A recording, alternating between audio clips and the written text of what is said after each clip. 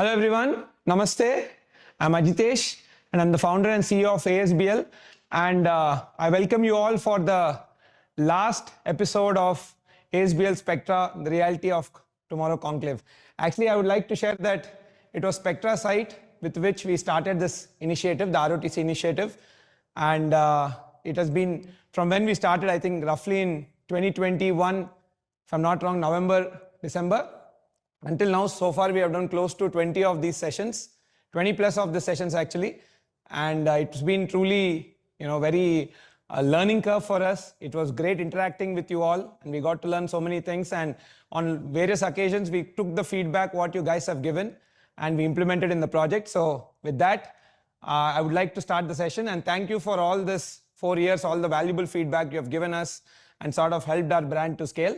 So let's get started with the final ROTC episode of the Spectra edition.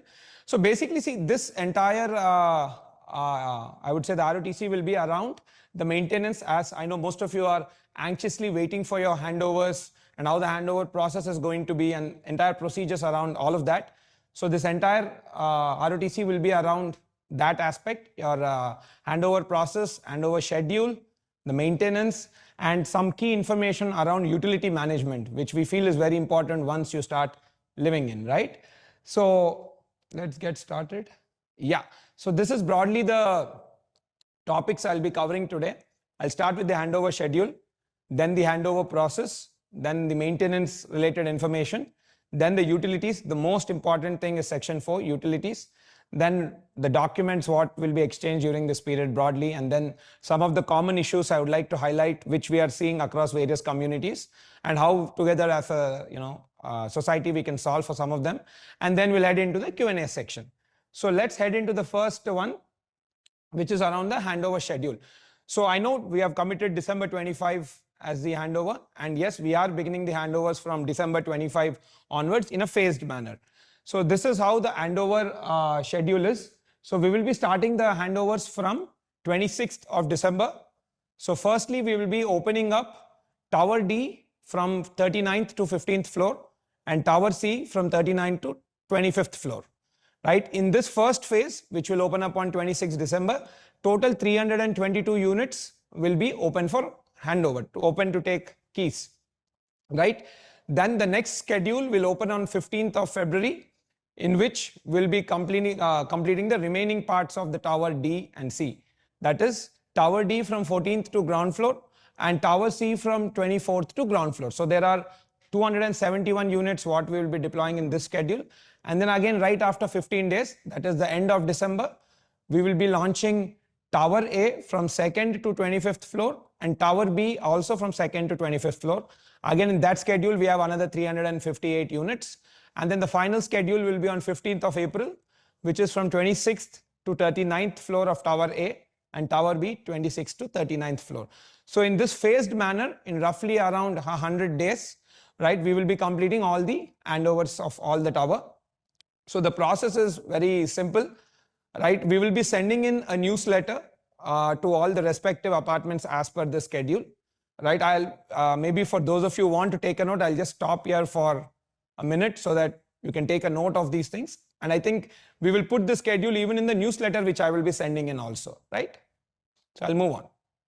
Yeah, so 7 days before your whatever scheduled handover date, you will get a newsletter, right? That newsletter will have all the details about how to book the process. It's very simple process, which we've been using from Spire, Springs, so over the last 2 projects, so it's fairly established. You'll get a PDF, a newsletter, in which you can click the link, you can go online and you can simply book a date and a time slot. And please turn up to the site on the date and time slot, and the facility, your facility manager there will be, assisting you through the entire process. So it's fairly simple again, and we have digitized this entire thing to reduce the chaos and make it more efficient. And we've been doing this for the last 2 sites, and it's very, very efficient. Right, so one thing I would wanted to, this part is done, right? So so next thing, some important things I want to point out here is the aspect of financial clearance. I think out of the 1,000 plus customers what we have, very few have finished the financial clearance. Nevertheless, we are not holding your handover for this. For those of you who are taking your, once you get your handover schedule, you get your flat, you can come to the site, complete the handover process and take the keys. Right after taking the keys, you have a maximum of 15 days in which you finish the financial obligation, right? That is whatever are the due amount to the organization, that along with your maintenance and corpus amounts, whatever is the financial obligations, you'll have to clear in 15 days and obtain once you clear that, there'll be a no due certificate which will be generated in the system, and you can start your interiors post doing that. See, another important point which I want to note with respect to the financial due no due certificate will be essential to start your interiors. It's not essential to start your handovers, but it is essential to start your interiors, because the electricity meter and this system, now the entire electricity management and all of the systems are integrated. So only when the no due certificate is created in the system, the electricity will get switched on for your house so that you can go on with your interiors. On the day of your handover, all the electricity system, everything is up. So for your whatever checking and all, that time you won't have a problem. But yeah, only after generating the no due certificate, the electrical system will automatically switch on. It's not human dependent, it's system dependent. So please make sure that the certificate is generated. And then all the metering system, everything is up. So the homes, another thing is, right when while you're concluding your handover process, right, the facility team will even take you through the homes app, right, the app which will manage your entire facility, your home and your community management app. So kindly download our app, and and then you'll have to prepaid the meter. Like you'll have to recharge your meter. All meters, not just electricity, are prepaid meters. So you'll have to charge your meter and then you will get your electricity. Electricity we are charging at 8.5 rupees per unit, which is a residential price, residential power price. I will cover this in detail how that 8.5 is achieved in further slides, right? So just to iterate again, so upon notification that your flat is ready for handover based on the handover schedule, you can book a slot, you can come to the site, the facility manager will be there who will take you to the unit and conclude the entire key handover process. You can take the keys, no problem. Once after that, within 50 days, you're requested to clear all the dues and obtain the financial no due certificate. And only after that certificate is generated in the system will electricity connection be re-established to the flat, and then you'll have to recharge your electricity meter, and then you will be getting electricity which you can use for all your the facilities like your interior works, right? So so this is a snap of the homes application. This again, the facility manager will detailedly take you through this entire application at the time of handover process. Right, another important small point I thought I'll mention to make your entire, again, post all of this will be a sale deed whenever you guys intend to do it. Uske liye, again, there are two things. For those of you who do not wish to come to the sub-registrar office on that day, I also do not recommend, because generally the SROs are very crowded and the facility is not up to the standards. So I would recommend, like, you need not be there. There is, in case you opt for such a thing, there is something called Form 32A, which you will have to sign when you come for the handover process. For that, you need to bring 2 passport size photos also. So once you give us 2 passport size photos and you sign the Form 32A, the sale deed will be done by our team. You need not come to the sub-registrar office at all and probably save up on the time. And the way the sale deeds have been happening now at the sub-registrar offices, there is a limited slots. Based on the availability of slots, the officer there allots us slots, roughly 2 slots per week, right? Maybe in each slot they might give us like 30 to 40 registrations. But yeah, 2 slots per week is what we will be doing this. This will be and for those of you who wish to come to the sub-registrar office, which we do not recommend, but it's up to you, your choice. The CRM team will sort of intimate you a couple of days before. We could not fix any 2 particular days because these things are allotted on a random manner. If not, ideally we would like to even fix those, but because these slots are allocated on random days, we could not fix it. But nevertheless, you need not come to the sub-registrar office. You can simply sign the Form 32A, which will be available with the facility manager, and you can ask for this when you come to the handover process, right? Now let me move into the section of, I've mentioned about the handovers of all the towers and the flats, towers with their respective flats and everything. Now, little bit about the amenities. So first and foremost, I would like to highlight what all we promised, right? So this is what we promised initially when people were buying, when we were in our brochures and all. These were the 10 amenities what we promised: 4 bedroom, 4 guest bedroom, supermarket, badminton court and all of that. What we have additionally added on with the feedback what you guys have given over the course of time through ROTCs like this is another 7 things. The clinic, the kids play zone, which is a very big hit, what we are seeing in Spire and Springs. This is the facility in the entire clubhouse which is maximum used, right? Which is always full with kids at respective hours, right? But nevertheless, so there's a big kids play zone and a big multi-sports turf on top of the clubhouse. There's a squash court, co-working spaces, salon, party lounge, and 9 guest bedrooms. At this also, I think we, if I remember, maybe in the last ROTC when you guys gave feedback, we had to change this. Naturally, all this changes, and so what we promised was 10. What we are giving is 17. And these are the clubhouse charges also. Again, these charges are purely for the maintenance activities which happen and only on usage. It is not, if you're not using it, you don't pay for it, right? So for the gym, it is 1200 rupees per flat. Again, it's not per person. If a flat has 2 people, 3 people also, it does not affect.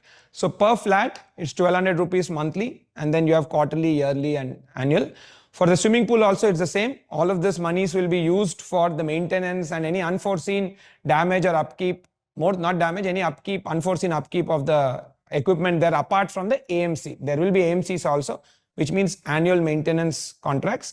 Apart from that, there are any other things, any unforeseen things, small things which come up, this money will be used for that. And then next we have 9 guest bedrooms. Guest bedroom ka charges is 2500 rupees a night. And community hall, you can take it in 2 ways. Either you can take a half day booking, in which 9 a.m. to 3 p.m. is one slot and 4 p.m. to 11 p.m. is another slot. In the case you are taking a half day booking, 8500 rupees is what will be charged. And in the case you take a full day booking, 15,000 rupees is what will be charged. GST will be over and above this. So whatever GST, currently I think it's 18%. But in the future, depending on how it changes, I believe that these tax rates are changing, have changed recently. But yeah, whatever is the tax GST applicable, that day you'll have to, it's this plus GST, right? Again, something in standard with the market norm and what we have been doing in all our other sites also. So with respect to the clubhouse, because of all the changes and the additional things what we had to do, we are taking a handover date up to 30th September. So the entire clubhouse with this amenities will be handed over on 30th of September, right? 30th September 26. Next is the entire amenities, the outside of clubhouse amenities, what we have promised. That is essentially on the podium and those areas. So these are the 8 things what we have broadly promised in the brochures and all. So that is your pool deck, lawn area, outdoor kids play area. It's actually outdoor kids play area and a half basketball court, outdoor gym, senior citizens area, pet park and cycling track. Again, with the feedback what you all have given, we have taken it up to 15. The temple was added, and then the half basketball court became a full basketball court. And there are further seating pavilions, bicycle parking. Okay, those are small things. But again, the important things is the half basketball court became a full basketball court. And we have even introduced one tennis court, which was again not promised or committed prior, but based on your feedback is what we have done it. And a cricket pitch also has been, practicing pitch also has been introduced. So that also has been added on, and a temple has been added on. So all the landscape, again, all of these things also led to changes on site, right? Naturally, which required us to redesign certain things, which had multiple implications. But nevertheless, with all of that, even this entire landscape also will be handed over by 30th September. So both the clubhouse and the entire landscape related amenities will be handed over by 30th of September. Right, now let's move on to the next important thing. So, by when will we start the period? Right? Maintenance period, as all of you all know, we are collecting the maintenance fees for a period of 2 years. So what will be the start date is the next important question. So maintenance charges will apply from the date we apply for OC. Right? OC we are planning to apply roughly in the month of end of May. right? Plus minus 15-20 days is what it might take in the last instance. But yeah, so roughly end of May is what we are intending to apply OC. From the date we apply OC is when the maintenance period will start, right? One other thing, in case the maintenance, the OC application is before the handover schedule of certain flats, then we will wait until the entire handover schedule gets completed. But most likely we are going to apply it end of May by when we would have finished handover of all the flats from our side, right? Another important thing which I thought I'll mention to this, because this is lack of understanding, lack of being on the same page in other sites. So government has recently introduced something called ACD charges. This is pertaining to the electricity department, right? Again, so we will put a copy on the left-hand side of the government document which they have shared. So it's shared by the Power Distribution Corporation, that is the local Transco, Genco, whatever it is. So what they are doing is they are going to take a deposit of whatever the entire electricity the township is, pura township ka electricity bill into 2 months, which they are taking as a deposit. So essentially the day when you probably, cut off the day you remove the electrical system and bring down the building, that day you get back this deposit. This deposit is not something which we as a builder are taking. This deposit is purely something which the government is taking as a safety deposit. So this amount we will be deducting from the corpus and transferring you to the corpus after 2 years. After 2 years is when we are supposed to transfer the corpus to you. When we are transferring the corpus, we will be deducting this amount. We will be showing you this invoice which we get from the power distribution company, and that much amount we will retain from the corpus, and the corpus will be transferred to you. This is a sample of the one in Spire. So ACD working sheet. So average monthly consumption, all this data is pertaining to Spire. So total consumption charges for 1 month when they did this was around 9,05,000.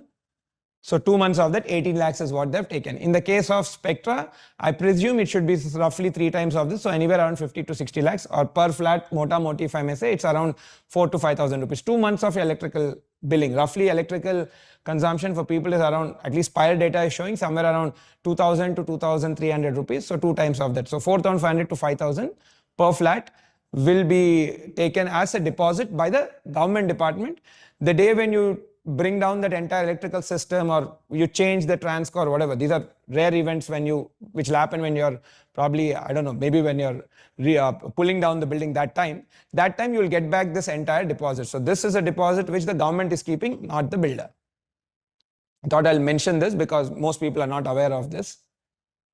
Right? Next most important point is utilities. Right? Because this is where I see the entire, there will be there will be some amount of misunderstanding between us, our teams and the customers. So I thought I'll explain everything in detail, why we are charged, what is the price of the residential power unit, why that price, how it is coming, and how this entire systems work. Because see, again, for the community member to live easily there, all of this utilities, particularly there are 5 utilities. Electrical, your entire thing got to do with your electrical system. In the case of Spectra, you have your EV charging system also, which is the second one. And the third one is everything got to do with your water system. And the fourth one is everything got to do with your, your gas system. And the fifth and final one is your connectivity, your telecom connectivity and internet systems. So these 5 are exceptionally important for your day-to-day living to make it simple, seamless. So what are some of the broad information you need to keep in mind with respect to these utilities, right? First and foremost, let's get started with the most important one, which is the electricity. And again, all of this, like for electricity, gas, water, there are prepaid meters. So this entire, and I mentioned in the part of the brochure also, all of these things, these services run on prepaid meters. So only when there's money, it will operate. When there's no money, it will stop the supply. So I kindly request you all to keep a tap on the whatever available balance in that particular wallet, right? So first coming to the electricity thing. So yeah, now currently the site is on commercial power. Commercial power, if I'm not wrong, gets charged at, Krishna, 11.2 rupees currently, but we are not going to charge you guys that, right? So from when will we change from commercial power to residential power? So the process is only after we get the OC, right? then we can apply for the next set of works for permanent electricity connection. So currently what we have is temporary electricity connection, which is a commercial power. We will be switching it to a permanent electricity connection to a residential project. So this will happen after we get the OC, then we have to apply. After application, roughly they take around 3 to 4 months to get your permanent electricity. Nevertheless, for all the people who will be doing their interiors and who will be, from the time you've taken the handover only, like post handover, you will be doing your interiors and then you will be moving in, you will not be charged any of this rate. You will be simply be charged the residential power rate of 8.5 rupees per unit. That also I'll explain how that 8.5 came, right? So yeah, EB power will be at 8.5 rupees per unit. This is a residential rate across all our sites and all the other gated communities also. Then DG charges is 32 rupees per unit at a diesel price band of 100 to 105. Currently it's 102 or 103. So for in that price bracket, that is the charge. Naturally, when the diesel price goes up above and beyond a certain price bracket, then the DG charges get revised. And also in the beginning, when the occupancy is less, the DG charges also will be slightly, which is where it is at 32. Generally, by the time we leave, that is after 2 years, once the occupancy has reached, let's say generally in 2 years, the occupancy is coming up to 75-80%. By the time we will take again, depending on the usage metrics that day, the DG charges slightly come down. More is the occupation, the DG charges come down. But you can think the bare minimum it will go up to, if the diesel prices are in the same 100 to 105, the bare minimum it will go up to is around 27. The upper limit will be 32. Initially there will be less occupancy, that's why it's at 32 rupees. With increased, maybe once after 2 years when we are handing over, we'll again compute this and set up a new price point and we can share that with you. And again, metering, all the electricity meters are prepaid meters. So whatever whatever power you use, you only pay for it. That is one thing, most important thing. Second thing is you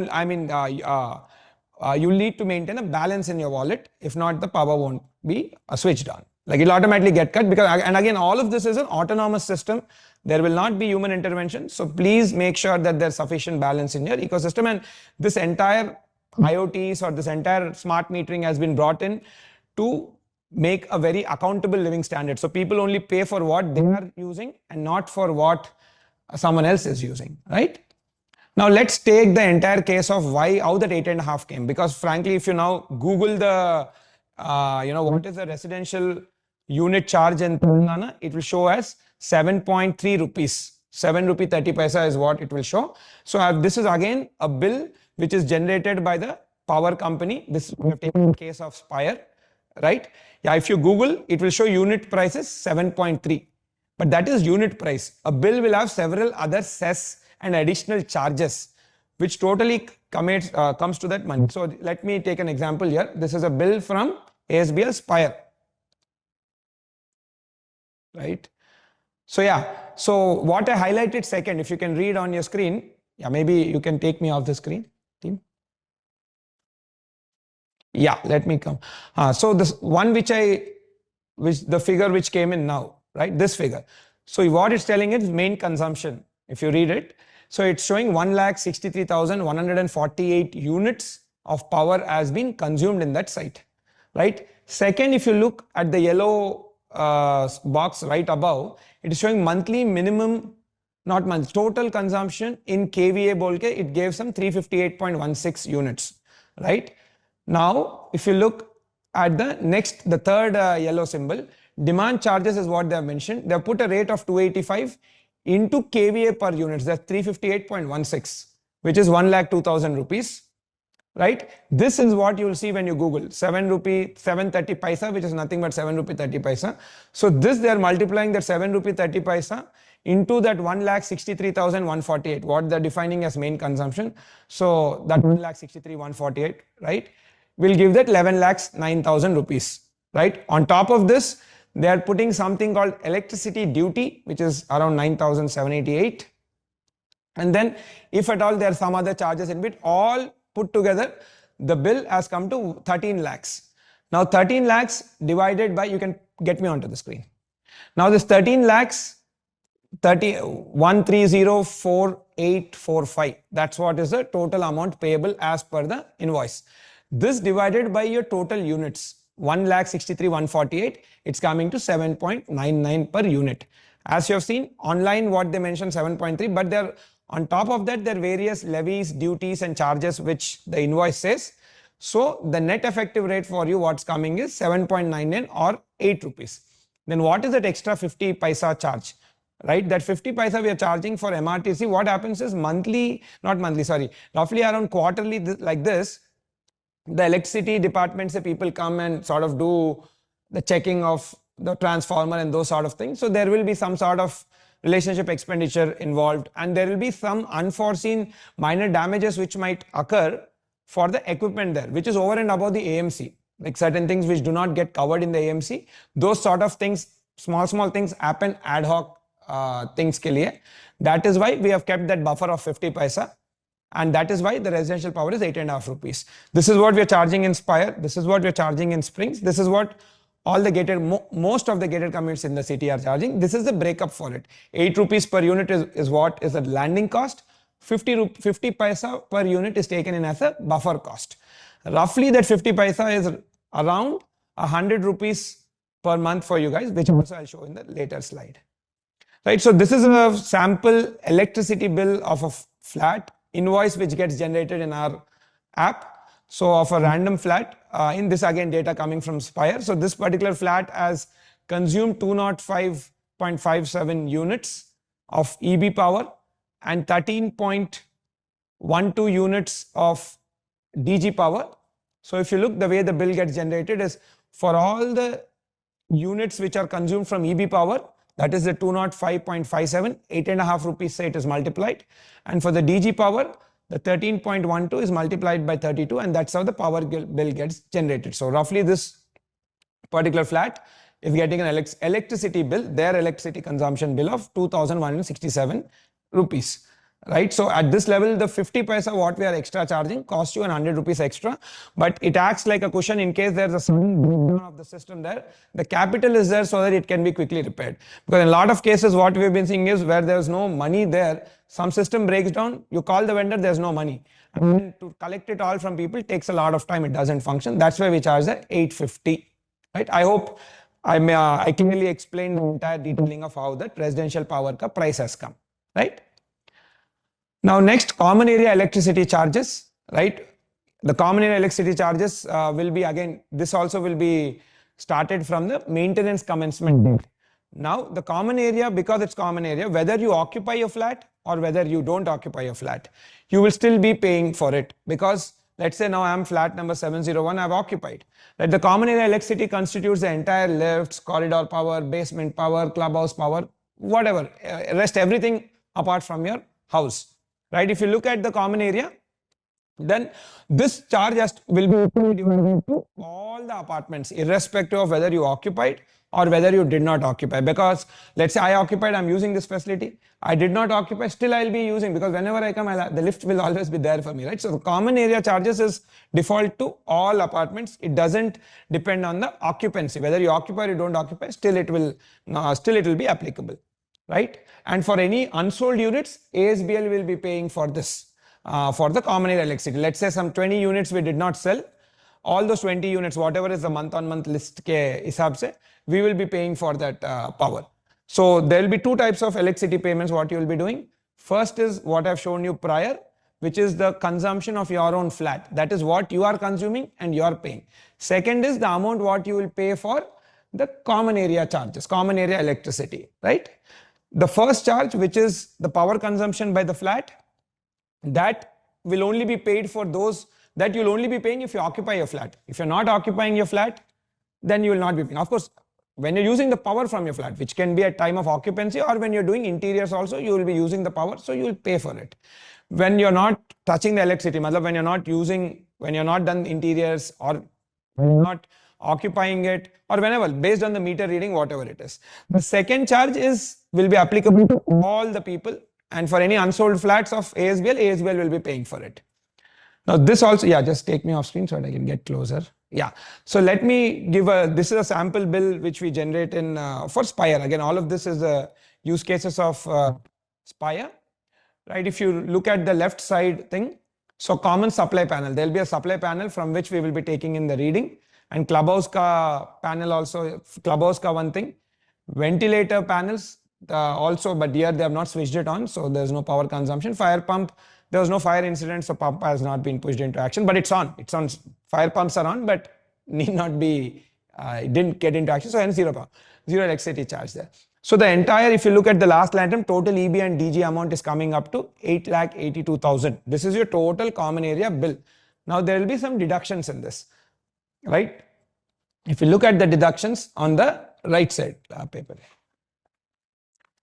So in this deductions, there are certain areas which have their own meter, and based on that meter, the actuals will be paid. Like for example, the power consumed by the supermarket. Now there is a separate meter which will measure how much power the supermarket has taken, right? And the supermarket vendor will pay. You don't have to worry about it. That will be deductions. They'll all be deductions thing which is happening there. Let's take for example the community hall, right? Again, community hall will have a, do we have a separate meter? There'll be a separate meter, and whatever is that that usage for that period of time on which you booked, that is removed. You don't need to pay for that because that's already added to the community hall ka charges. See, in the beginning I've told you, right? For half day you'll need to pay 8,500, and for full day you'll need to pay 15,000. This is one part of that charge, not the entire thing. So the electricity charges of that point of time will be adjusted from that account. And there will be some, so most of these things are metered charges. So whatever is metered, it will be paid on actuals. If it is for paid services like guest bedroom, again there's a guest bedroom ka amount what we're charging 2,500 per night. It's all adjusted in that. You need not pay separately, right? If it is something for what do you say, any vendor related things like your laundry or supermarket or whatever things, salon and all, the respective vendor will pay. You don't have to pay. It will be deducted from this total amount. But there will be some things like granite cutting. So what we have been observing is during the interior phase, which roughly stretches for 2 years, because at various points of time different apartment owners move in. So for this, we have sort of for the material cutting, particularly regarding stones and granites, we are dedicating a particular place in the basement, which during when we send the final newsletter, we will be even earmarking which location, so that it gives you also a clarity wherein which you can intimate your interior contractor to only do this works in select areas. Please do not do in certain things like granite cutting or these sort of things in the apartments. It will damage the property, right? So what we have been seeing is for these sort of welding, cutting activities which people do outside their apartment, centrally provided in the basement areas, couple of sections we do that. That power charge is something which we will bear as ASBL because we simply can't map it to any particular unit. So we will be taking in that that charges we will be bearing out of pocket. And then second thing is also there's some events and other things, like for example, let's say there is some Dasara event being celebrated and we have put color lights and all of those festive lights and all of those charges also we will only be bearing it. So after removing all of these deductions, right, is what will come out as the net amount. Now that will be simply divided by the total number of flats. In the case of, again, all of these are deductions. Again, I'll send samples of this maybe at a later time, but yeah, this is what is a sample thing. Again, all of this roughly comes up to 1,100 to 1,200 rupees per month per flat. Again, this is something which we have clearly mentioned also in the agreement, so we are not doing anything new, right? So this roughly constitutes the section of electricity. Just to reiterate, currently it's on temporary electricity, which is commercial power, but that will not be anything linked to you. Whether you are using commercial power, residential power, you will only be charged at residential rate of 8.5 rupees. That's point number one. Point number two, the commercial, the permanent electricity connection will be obtained. The process is after getting OC, we will have to obtain for it, we'll have to apply for it. And after applying, it takes roughly around 3 to 4 months. And then rest of the thing I've explained how the electricity charges work. In the case of EB power, that is your regular power, it's 8.5 rupees per unit you will be charged. In the case of DG power, it's 32 rupees at 100 to 105 rupees diesel band, and low level occupancy, which is the beginning. Post couple, like at the time of the maintenance ending, we'll again reconstitute that. It should probably, if the diesel price is same, it will come down to somewhere around 27 to 28. Right, now next is the EV charging. I remember last time a few customers have asked me around EV charging, the entire infrastructure. Yes, we are giving as promised in the brochure and in the related documents, we are giving one dedicated EV charging point per flat. That will be provided, and the capacity is 7.5 kilowatt charging. That's the charging capacity, and the billing will be same as per the residential rate, only 8.5 rupees per unit. Currently, it's not yet integrated in our app to your apartment, but I believe in the next 4 or 5 months, by the time you guys start moving in, this integration will be done. So you will be seeing this consumption also as part of your electricity bill, right? One important thing to note here in this, the meter installation. So wherever each of this charger comes, there will be a meter installed. There will be a meter which will be installed, because this meter only will say how much electricity you have consumed. The meter installation, the process for that is whenever you intimate us to do it, within 10 days we'll do it. Currently we have not been doing it, because for samples where we have done, because the meters have copper, it's prone to a lot of theft conditions, because currently there's a lot of site laborers working. So because of that, because the material is being robbed, we have taken a call that whenever you guys intimate us, within 10 days, we will be doing it from that. Once it's set up, it's fully the customer responsibility. And for all the other apartments who have not raised this request in the 2 years of maintenance period, when we are completing our maintenance period, for those who have raised the request, it would have been already installed. For those who have not raised the request, we will we'll fix all of this and go. Because once the, the facility maintenance period starts in, the labor movement in the site will come down, and then the security layer also goes up. So hence we have taken that, because it's subject to, currently it's because the site labor also, it's subject to theft issues. Yeah. So for those who have asked the questions related to the EV charging system, yes, we are giving the entire, as promised, entire EV related infrastructure. That is the capacity, and that is what is how it's going to work. Now next, another critical utility and service is everything got to do with gas supply. Gas supply, again, it is ready. From the day you move in, you can start using the system. There's no problem. It's totally ready. And what we are charging is 170 rupees per unit. This also I'll explain what is that unit and how that 170 actually came, right? And all the entire gas ecosystem comes with this, your entire, it's equipped with leak detectors. So let's say there's some leakage which came up because of some damage during interior works or whatever.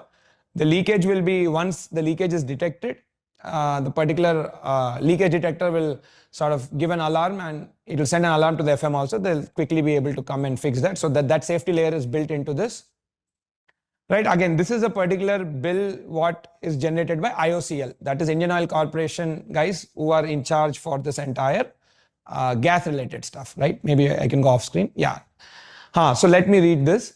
So if you have seen earlier, I've mentioned that it's 170 rupees per unit. That unit is meter cube. Now, how does the thing come? You can read the yellow line. 1 meter cube of sample contains 2.649 kgs of gas. This is one very, very important thing, or rounded off to 2.7. So a unit of gas, LPG, means is 2.7 kgs of gas, right? And then the entire gas system, there is a loss of gas which happens at the entire system scale. Again, this is something totally in compliance with the IOCL. This is again given on their letterhead and signed by them. There is a loss of 1.056% what we should be taking. So this 1.056, when you should be added, this wastage should be added to the 2.649. That's how you come to the 2.7 conversion factor. Matlab nothing but 1 meter cube of LPG, that is a volumetric unit of measurement, equivalents to 2.7 kgs of LPG, right? That's what is a conversion again. However, this letter has mentioned that in the case of summer, due to evaporation at a system scale, which is again totally normal, the conversion factor can be taken as 2.8 to 2.9 because of further transmission and temperature related losses. But nevertheless, we have not been observing that in our earlier sites. So we are sticking currently with the conversion factor of 2.7, which is mandated as per the government, right? You can bring, mandated as per the government. Now, how did that 170 rupees come? So until now, it's clear, right? For 1 meter cube of LPG has 2.7 kgs of gas or whatever that thing is. Now, how did the 170 come? So very simple. The cylinder weight currently is 14.2 kgs when you buy a cylinder in the market. Volume per cylinder is 14.2 per kg divided by 2.7 is 5.26 meter cube of gas is there in your cylinder whenever you buy a regular cylinder. Cylinder rate is 955. 955 divided by the volume, which is 5.26, is 181 rupees, is what 1 meter cube of gas costs you when you buy off the cylinder. Due to the, I think, the overall efficiencies and all of that, what the billing is coming is 170. So that is what we are charging. So I hope you guys are reasonably clear on how this 170 rupees pricing has come. Just to reiterate, 1 meter cube of gas has 2.7 kgs of like 1 cubic meter of gas has 2.7 kgs of whatever weight that thing is. And this is how the entire thing comes. Though the unit rate is 181 as per when you buy a cylinder, but I think because of maybe efficiencies or things like that, 170 is what it's coming from our previous sites, because I think the loss or leakages at a system scale are less. So we are charging 170. Next got to do with water. So that finishes gas. Now we are entering into the water section. So water, again, the permanent connection for the water, the piped water connection, the process for that is after getting OC, we have to apply to the water board, and they will be, what do you say, laying down the entire pipeline. It will take 6 months time. So from the date of obtaining OC, it takes 6 months. That's the standard procedure, and the process of this is only going to be after getting the OC, right? And next, it related to WTP, or what we call water treatment plant. Again, all the water which comes to the water tank passes through this water treatment plant, and then it comes to domestic use. That is, it comes to your apartments, right? The WTP will be switched on once people start moving in, right? Its work is completed. Once you start moving in, it will be switched on. Again, monitoring of this, there is a day-to-day testing which happens for water quality and condition. And quarterly, we send these water reports. We send water for testing for a lab. Then you'll have a lab certified reports also. And all of these reports will be made available in the Homes app. The quarterly thing also, we are trying to work with the lab guy to probably do it monthly, so that gives a more consistency, but that's currently being worked upon. But quarterly, though, we are doing across all sites. So I'll show you a sample of those testing also. So the daily testing will be like this. So whenever you take the water which is treated from the WTP, and 20 drops of that, when you put, the color changes from that whatever pink to blue. So this is a day-to-day test, and ISCA results we'll be putting in the Homes app. This is what is a quarterly report. Again, this report is generated by that particular lab. So some of the key things to identify in this again, we are working with them so that we sort of, what do you say, make it more frequent. But yeah, currently we are doing quarterly at most sites, or we intending to do quarterly at most sites. But yeah, this can be sort of made it more frequent also. But yeah, some key things to maintain. Again, this data is from Spire, so live conditions. So the pH should be 6.5 to 8.5. Look at the result outlet, that is water post treatment. So result outlet is what you need to be seeing. It's 7.42, which is within the range. Next is color has to be 5 to 15. We are less than 5, so I believe maybe we are better, I guess.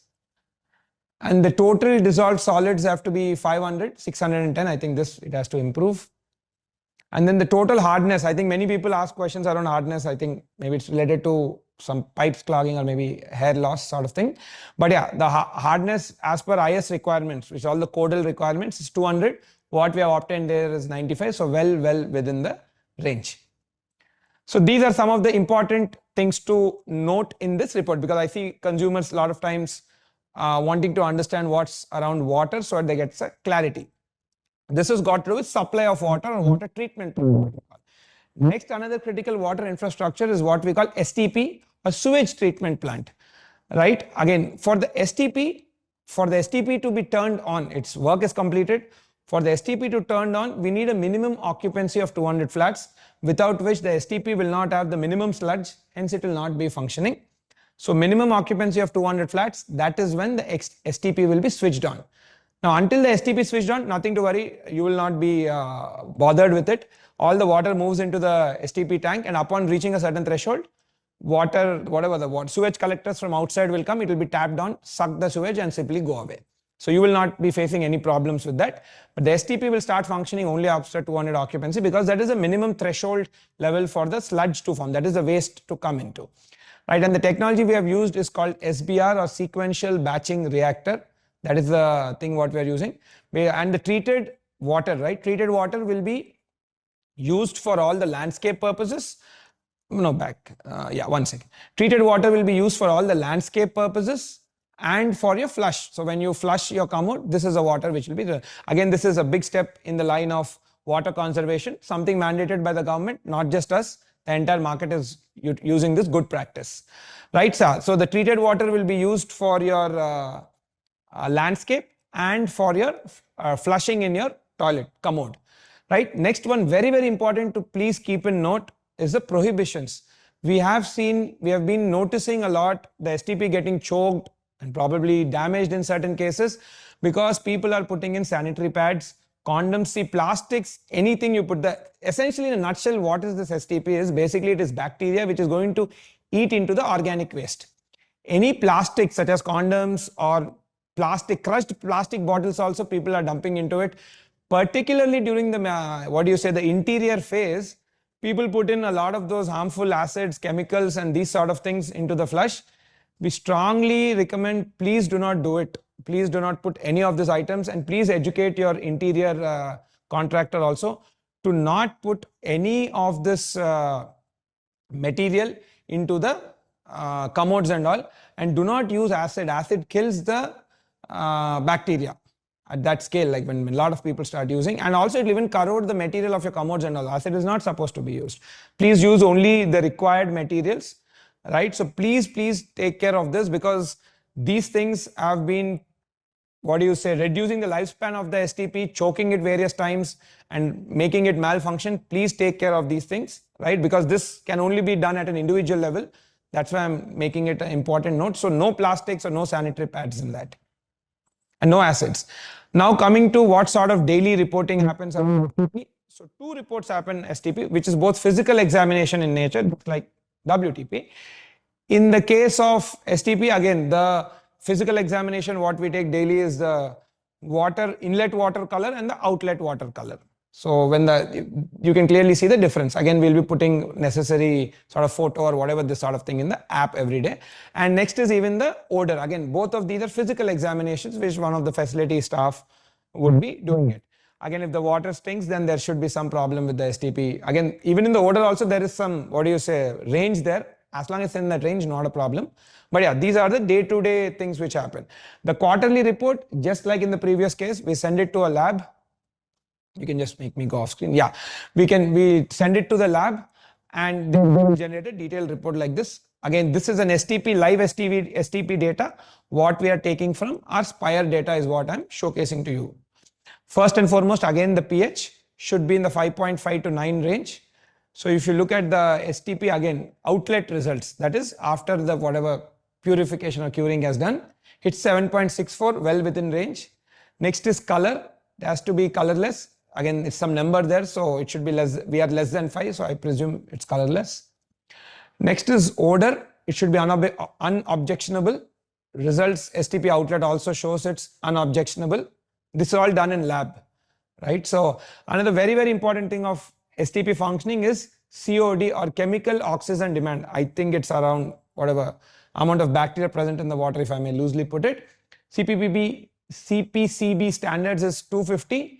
You look, the inlet is 498, that is high presence of bacteria because there's organic waste naturally. The outlet is 32, so it's performing extremely well.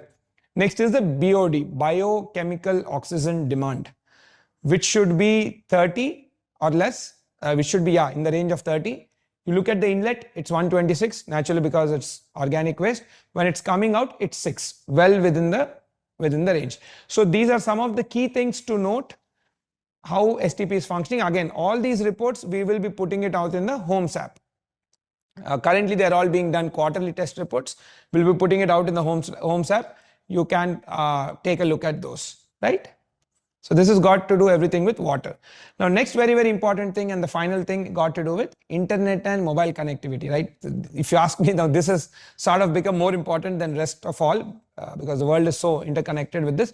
So yeah, first and foremost, in Spectra, we have gone with something called IBS technology or in-building solutions technology, right? IBS refers to systems designed to improve cellular wireless signal coverage inside buildings where regular outdoor cell towers provide limited signals. So to put it in a nutshell, you see a lot of these high-rise buildings, after you cross certain number of floors, the cell phone signal becomes very weak, right? And the call keeps dropping and it becomes a main pain point, especially around bank-related OTPs. When you're doing a banking transaction, you get an OTP which has a limit of maybe 30 seconds or 45 seconds. And because of weaker signals, this thing doesn't end up coming and it causes a great amount of inconvenience in your transactions. So the IBS technology resolves for all of that.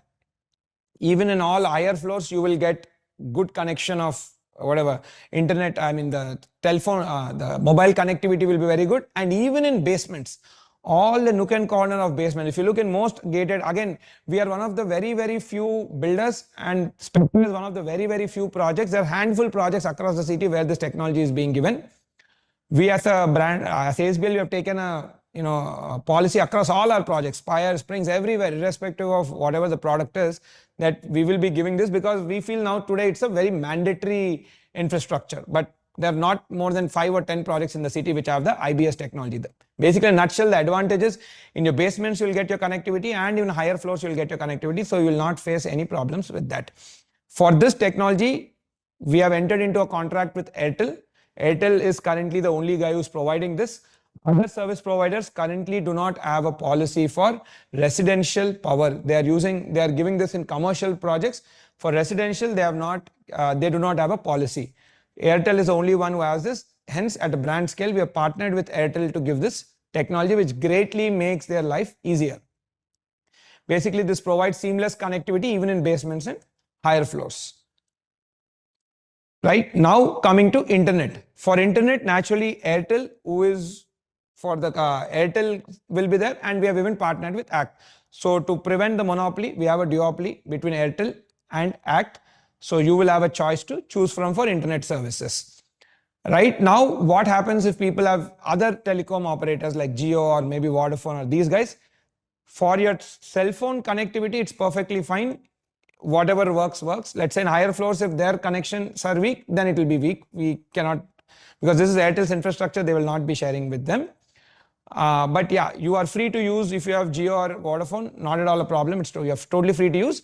The signals depend upon what the infrastructure with Jio and Airtel, with Jio and Vodafone Idea will have pertaining to this. But in this building, so you're free to use anything for your mobile connections. For internet, again, Airtel Act, and you can use your existing Jio and all, which purely depends on the connectivity, which we can't really, depends on whatever their infrastructure, we can't guarantee. But with Airtel and Act, you will have a good connectivity because of this additional infrastructure and technology what we have invested.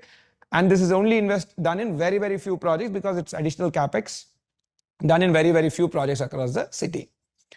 Right, so this completes the entire utility section, something very, very important, and I feel it's something which key information to bring us all to the same page. Next is got to do with your documents thing. So documents, yes, we will be giving out this detailed fit out guidelines. Please go through this in detail. See, in a gated community apartments, it's not just your safety, it's everybody's safety which becomes very, very important. So please go through this in detail, what to do, what not to do, all of that are there in this document. Before you get the handover newsletter, right? That time we will be sending you a digital copy, and at time of handover process, we will be even giving you a physical copy and taking your signatures also.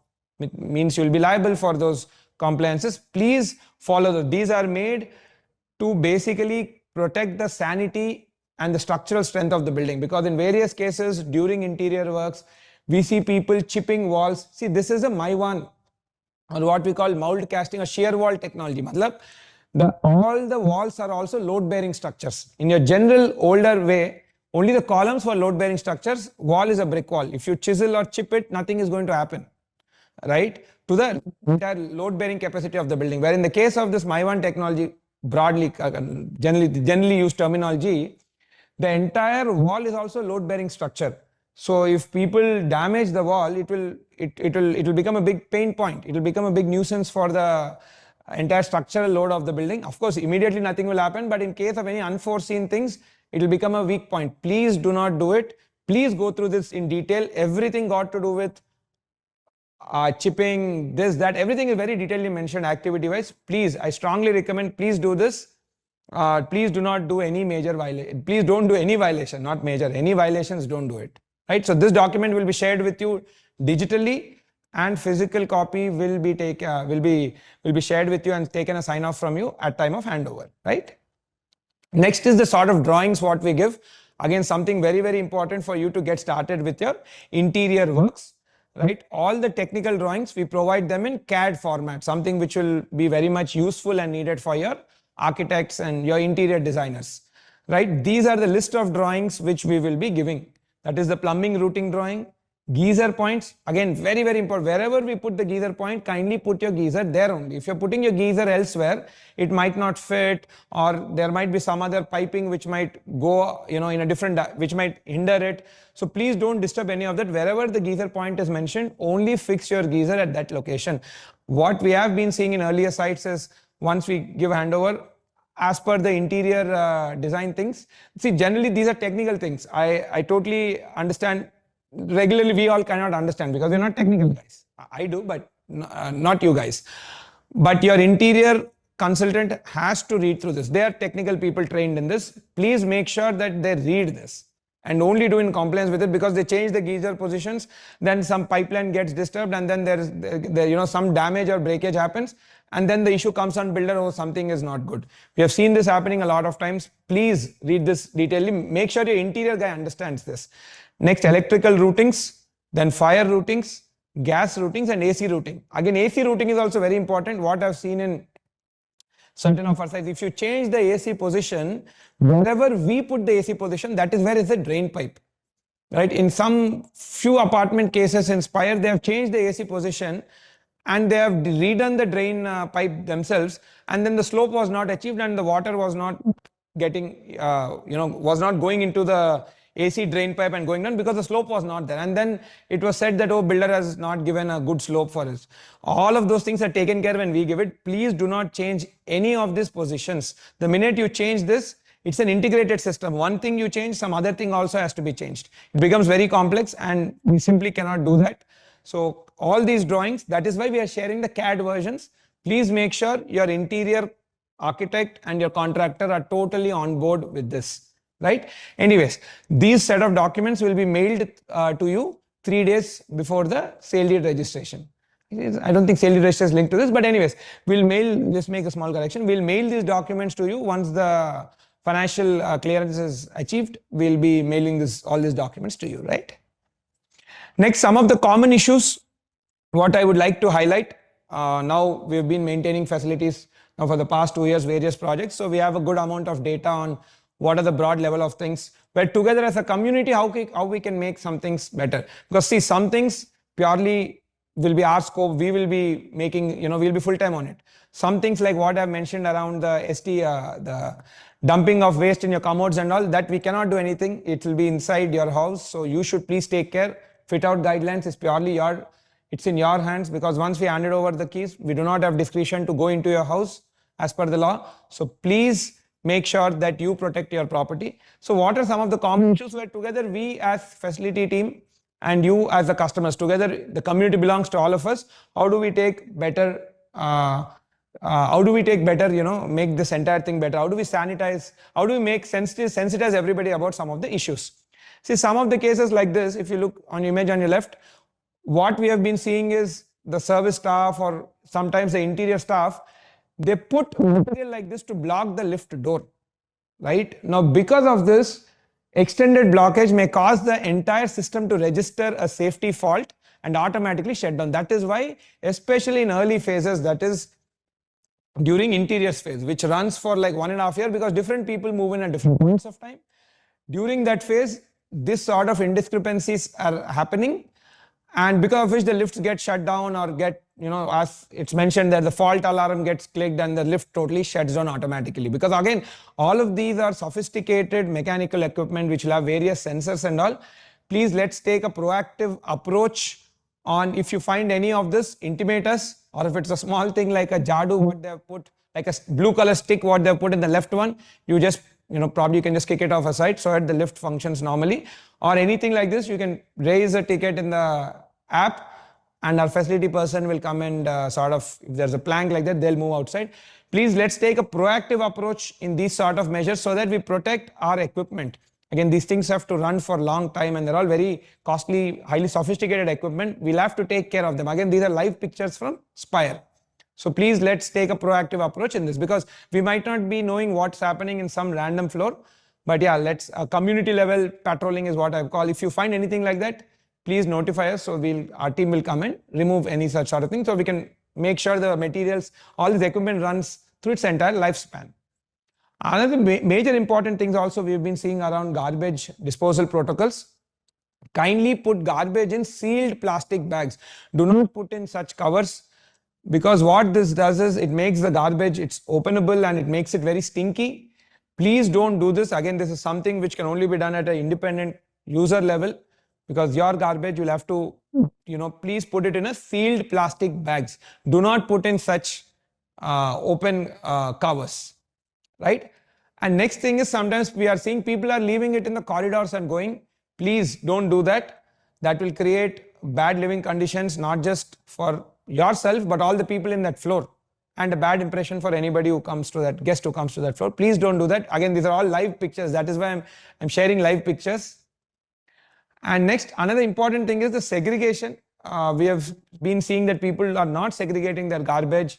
I think not only here at ASBL, throughout the world, the entire environmental conscious behavior mein, one very, very important thing is segregation of garbage. If the garbage is well segregated, 90% of the issues will not even come.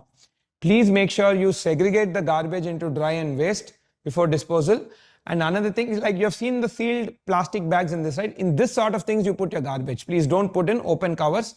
Yeah, and some cases we have been seeing that people leave beside the garbage system and go. Please don't do that. And mind you, it's a pretty sophisticated garbage system, meaning which one of the things is, if it is open in any of the floors, at your floor it doesn't open. So wait for 2 seconds or 3 seconds and then again try to open it, because it's one, because the vertical shaft, right? Vertical, I would say a pipeline sort of thing, big pipeline what goes on. So if it's open at any level, it doesn't open at any level, to prevent any injuries or any garbage spillover out of that, which happens if somebody is putting above the particular floor. So please train your maids. I understand in most of the houses this work is done by the maids. Please train your maids so that this problem can be avoided and that system will run for its entire lifetime. Again, because these are some of the common problems what we have been seeing. Next, last and the most important thing, see, dignity of labor is a must. I understand a lot of the consumers a lot of the customers actually, they understand this very well and they behave very cordially.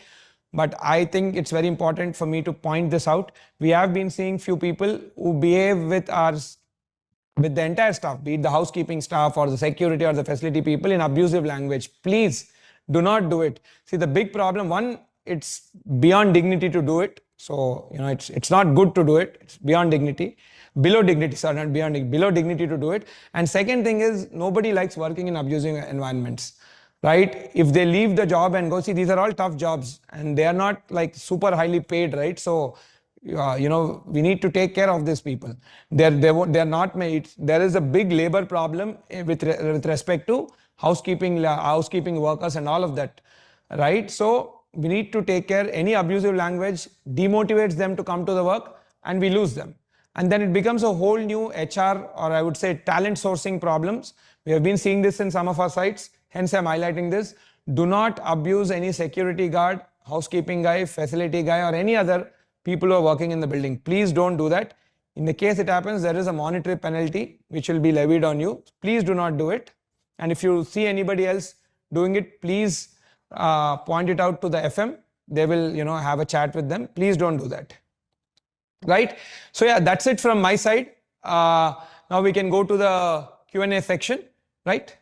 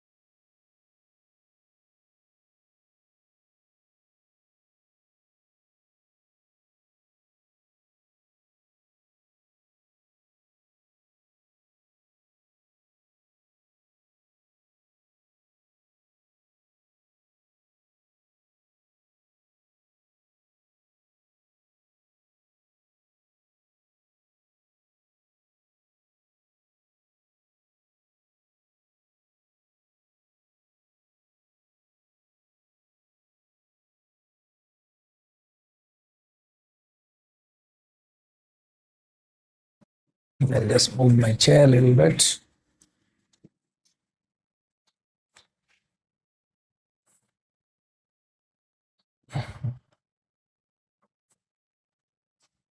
Yeah, I think this is fine.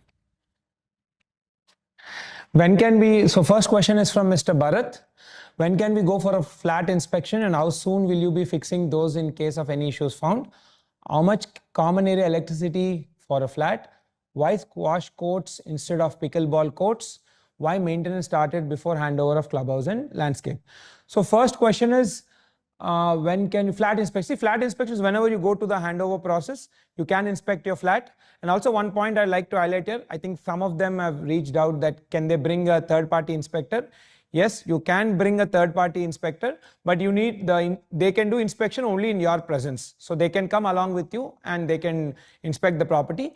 Yeah, and any snags which get raised, the facility team will be resolving it and giving it. See, roughly the last cycle when we have done last project ka handover in Springs, it was broadly around 6 to 7 days.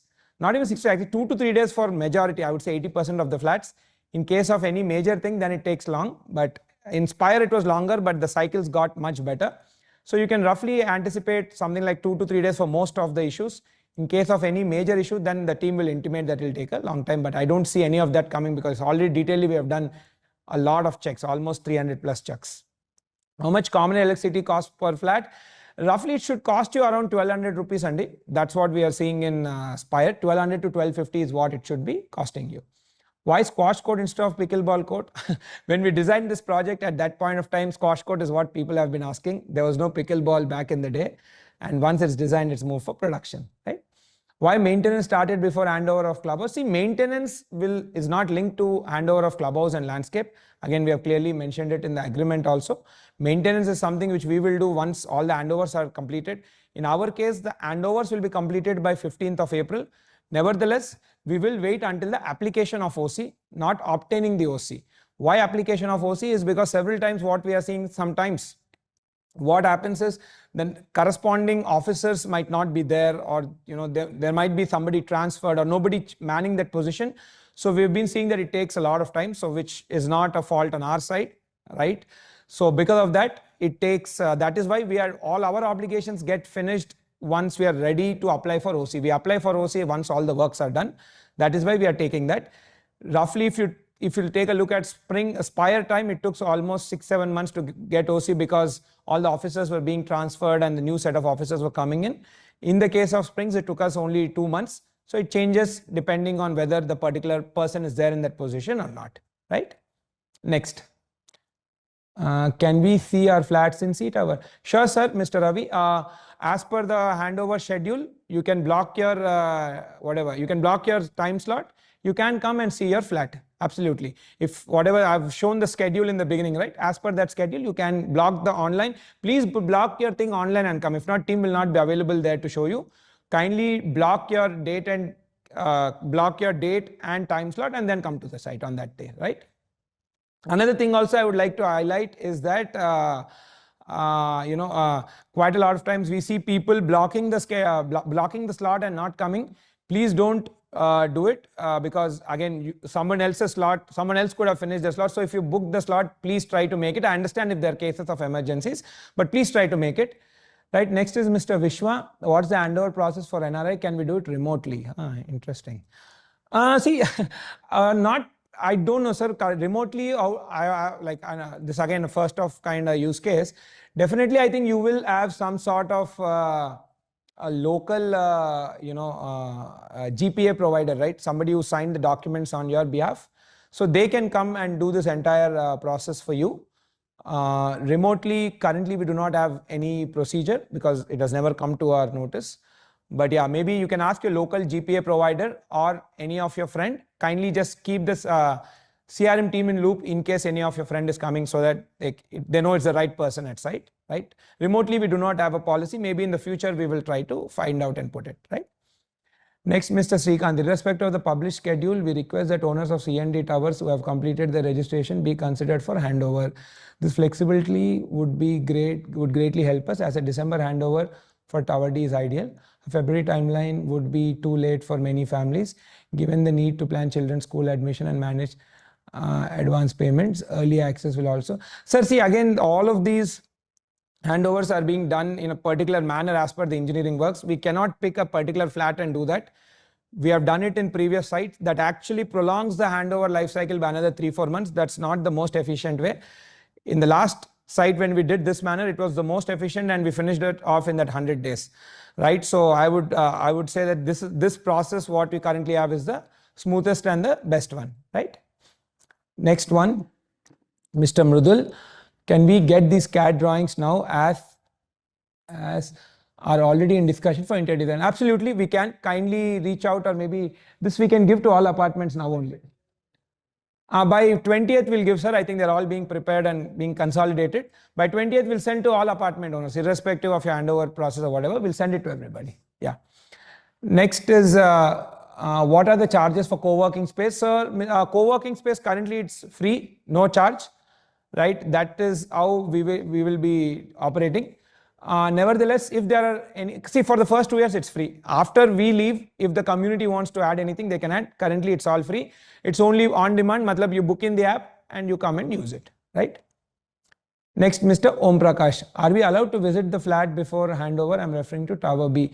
No, sir, you book your date and time. On the day of handover, you can visit your flat, you can thoroughly do your inspections and you can do it. Before that, it won't be possible because all the staff will be busy assisting the customers who are already part of the handover process. We will not be able to do it because it's 1200 flats what we're handing over in 100 days, so it will be very time crunched.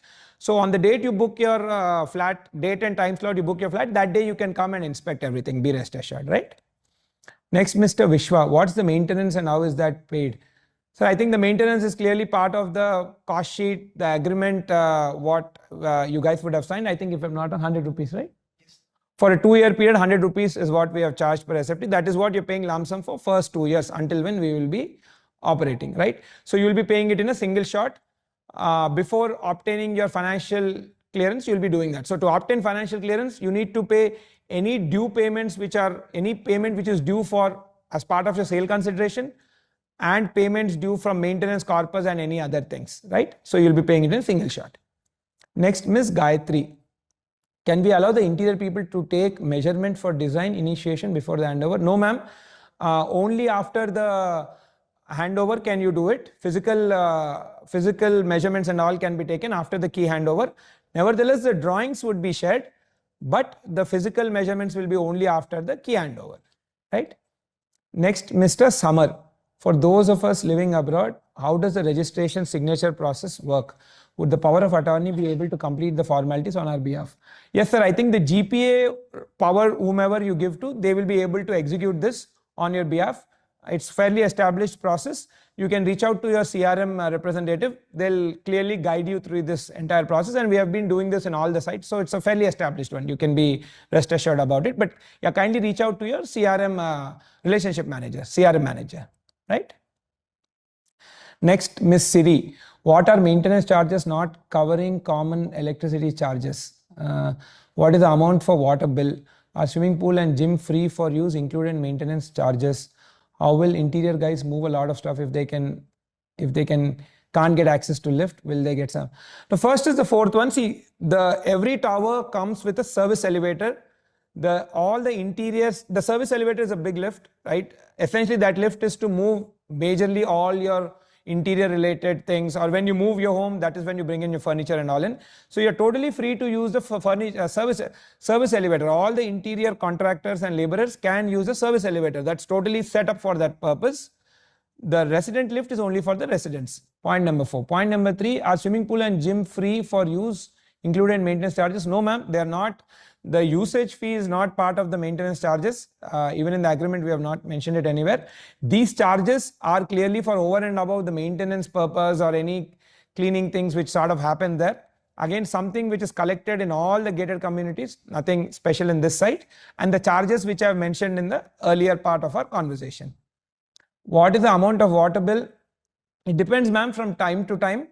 Currently, I think in a site like Spire, if I'm not wrong, they're getting, I think, 65,000 rupees to 70,000 rupees per month for the entire community, which will be divided based again on the usage. There'll be a sort of a price appropriation which will be done, which, yeah, I've not covered in this. I'll probably In fact, maybe once closer to April, May, by the time we finish all the handovers, I'll make a detailed video around all our maintenance protocols. That is, how are we what is our housekeeping protocols? Which are the areas we'll clean every day? Which are the areas which will be cleaned weekly once? Which are the areas which will be cleaned monthly once? All of this, I'll make a detailed video. In that, I'll explain even the water bill and what sort of unit price charges exist on that. But one thing is, there is a water meter for your flat. For all the water which you use at your flat level, you will only pay for what you use. You will not pay for someone else's use. Common area water will be just like electricity, it will be. But I'll make a detailed explanation of that also. In this, I missed it. Next, are maintenance charges not covering common area? No, ma'am, they're not covering the common area electricity charges, right? Next. Mr. Deb, where can we see arrival experience or overall landscape design renders? Should be there. Whatever we have made, we have put it out on the website, sir. So you can take a look at whatever is available on the website. That's what we have made back in the day and we have put it up there. Of course, after that, the designs have changed. Again, basis of all the requirements which the Spectra community has given. Those we have not made into renders. So you'll be seeing once it's completed, right? Next, Mr. Ravi Shankar, based on the timelines provided from March, it's going to be 6 to 7 months of operational work to move in. Is this understanding correct? So which operational works are? See, our handovers will be completed as per the schedule, April 15th, right? The clubhouse and the landscape works will be going on till September 30th. If it's our side of things, yes, until September 30th is when the works will be going on. Nevertheless, once we have given reasonable number of handovers and people start moving in, we'll be increasing the safety protocols, even for our laborers and even for your laborers, which we will be your interior laborers, which will be announcing those protocols closer to probably, once we finish the handover date by end of April, we'll be announcing that, and all of this information will be kept in the app also. Next, Mr. Sudhir. Our electricity consumption charges derived when there is no meter. There is a meter, sir. All the meters are functional and totally working. You can take an inspection of the meter when you take a look at your flat. So all the meters are totally operational, right? Next, apologies, I missed the first 30 minutes of the webcast. Could you please provide a link of the? Sure, sir, sure, I'll do it, right? Next, Mr. Ashish. Spectra was supposed to be handed over by December 25, including grace period. Will owners get any compensation for delay? Yeah, for those of you all, I understand in the beginning, the handover date was June 25 plus 6 months. For those of you all part of those agreements, you can definitely reach out to the CRM team. They'll guide you through the next set of processes, right? Next, Mr. Srivastava. Will there be pre-handover inspection for the flat by facilities management before? Yeah, before we call you for handover, sir, whatever is the handover schedule, each of the flat, we are doing close to 300 plus detailed thorough checklist, which will be done first by our QC team when they take handover from our project or engineering team, done by the facility team when they're taking over from the QC team. So a 300-point detailed checklist is what we have used to fix all the things and make sure no issue comes up. So you can be rest assured we have thoroughly checked everything. Right? Next, Mr. Sumant. Are we getting Manjeera water connections by handover time? If not, what is the source of water? Sir, as I've mentioned, the process for this is Manjeera water connection. To apply for the permanent connection, you need to have the OC. Once we have the OC is when we will apply it. After applying, it takes 6 months. That is the standard timeline because they have to dig for the pipe and dig for the pipeline work and all. Once it is there, it is there. Until then, it will be groundwater source, and in case the groundwater source is not sufficient, then it will be water tankers, right? Next, so far I feel guest rooms are a little bit expensive per day. Maintenance per SFT usually includes 4 rupees, but it is extra here. Probably this we can achieve after building is handed over to association. Probably, sir, but currently, yeah, we have clearly put out maintenance of 100 rupees for the first 2-year period, which is slightly over 4 rupees. Guest rooms, yeah, as I've shown in previous, I think last ROTC or the ROTC before that, the look and feel and the sort of investment what we're doing is quite on the luxury side. So naturally, it's taking a little bit more expensive when it comes to maintaining it. Hence, they are slightly upwards of that. And again, all of this money for the first 2-year period goes towards the maintenance budget, which we will be operating. Post that, we will go to the RWA or the community budget is where it goes to, right? Next, Mr. Summer, is there clear guidelines provided not to block the fire sprinklers by false sealing in the handover pack. Yes, we have. In the fit out guidelines, all of this is very, very clearly mentioned, sir. Please, thank you for raising this point. Please, everyone, read through the document in detail. The fit out document, all of this is mentioned. Please comply with it, okay? Next, Mr. Srikanth, what would be the impact if fewer than 200 families occupy the community initially? Specifically, how will essential services like STP function at low occupancy? And are there any operational or cost implications early movers should be aware of? It's a very, very good question, sir. First thing is, there will be no additional cost implication which will be levied on the residing customers. There will be some foreseen, some unforeseen, but we will be not levying any of that on the residing customers. I'll make it very clear, right? So nothing additional cost would be levied on you. Next thing is, if lesser than 200 families are occupying or residing, STP will not be turned on. STP will not be turned on. All the sewage will go into the STP, and then on frequent basis, depending on when it reaches a certain threshold of sewage level, we will call in those STP tankers and we use like again, all of this is by the government only, or government approved vendors. They will come in and they'll suck out all the sewage and go. Yes, when they come in, there's additional charge which we will not be levying on any residents or customers. We will only be bearing out of the maintenance budget. We will not, that will attract charges, but we will not be levying on any one of you, right? Now, before 200, the STP cannot be switched on. But generally, 200 is what, in this case, it's around 15-16%. We see that happening within 1 quarter of 3 to 4 months of handover like from handovers 3 to 4 months, we see that level of people coming in. At least that's what we have seen in other sites. So yeah, that period is fairly for a short period of time. Next, Mr. Pratik, how does maintenance start from OC application instead of OC received? What will be the charges for the first 2 years? Sir, again, I've mentioned earlier, not OC received because let's say there is no government officer who is there, which has happened in the case of Spire, because people will be getting transferred or sometimes government policies change. So we can't take the burden of it. Our job is to finish all the work and apply for the OC, right? In the case where all the officers and everything is there, things generally come out in 2.5 months.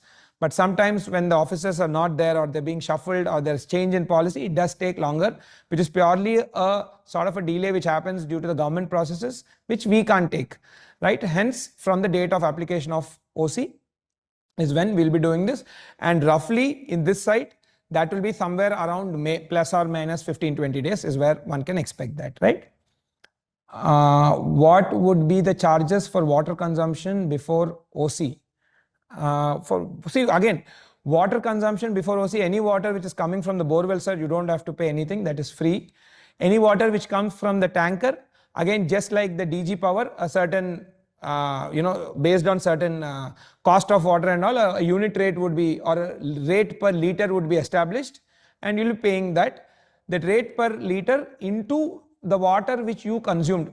The information will be taken from your water meter which is there at your flat. So the quantity of water which comes from the water meter and the rate, depending on the rate of the tanker and all of that, multiply these two, you will get your water bill per flat, and then there will be a common area water thing which will be levied all across, right? That's how it will be done. I've missed it in this, maybe closer to the, by end of April, I'm planning to make a detailed video around the process of how we are going to maintain the housekeeping, security protocols and all of that. Then I'll detailedly explain. I'll take an example and explain this, right? Next, handover for Tower A is mid-April, and it will be challenging to get interiors done before kids' school start. Can you get laser measurement before April and also share CAD drawings before April so that we have factory fittings? Sir, the CAD drawings will be sharing upfront, I think by December 20th, what I've mentioned earlier. The sort of measurement of site, not possible, sir, because see, we are handing over 1200 apartments in a span of 100 days. So I'm pretty sure all the staff and entire efforts would be pressed towards, all the people who have booked their slot. So it will be kind of very difficult, but nevertheless, you can reach out to a CRM guy. If possible, we can do it, but it's very, very difficult, right? Thank you. And 1 second, do they need to take laser measurements exactly as per drawing? It's better they take a laser measurement because they'll be, in case they're going for a factory fitter. Okay, for the exact level details. Okay. Yeah. So laser measurement, we can't guarantee, sir, because teams will be pressed. But nevertheless, I'll ask you to reach out to your CRM manager. If possible, they'll get it done. If not, kindly wait till April, sir. Next, Mr. Yashwant, can the fit out guidelines be shared now as we are working with interior designers and these guidelines? Yes, sir, they are being in the final layer of preparation, which we'll send by December 20th. 20th December, the day we'll send the CAD drawings and the fit out guidelines, because it's gone to our final engineering team and they're going through it in detail. So by that time, we'll finish and send it to you, right? Next, Mr. Govind. For resale owners, what is the process of updating the new owner name? How much time will it take? Okay. So this I'm not really aware and not on top of my mind. Please reach out to your CRM relationship manager. They'll guide you through this. Next, Mr. Gangadhar.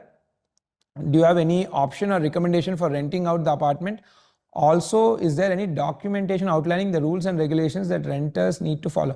Yeah. See, regarding the second part of the question regarding the rules and regulations, there'll be a community, rules and regulations document, which we will be giving to everybody. Again, soft copy and hard copy. They will follow the same rules which the owners also stay. Whether they are renter or you're an owner, as long as you're residing in Spectra, there'll be this set of rules which everybody has to follow. It will be the same.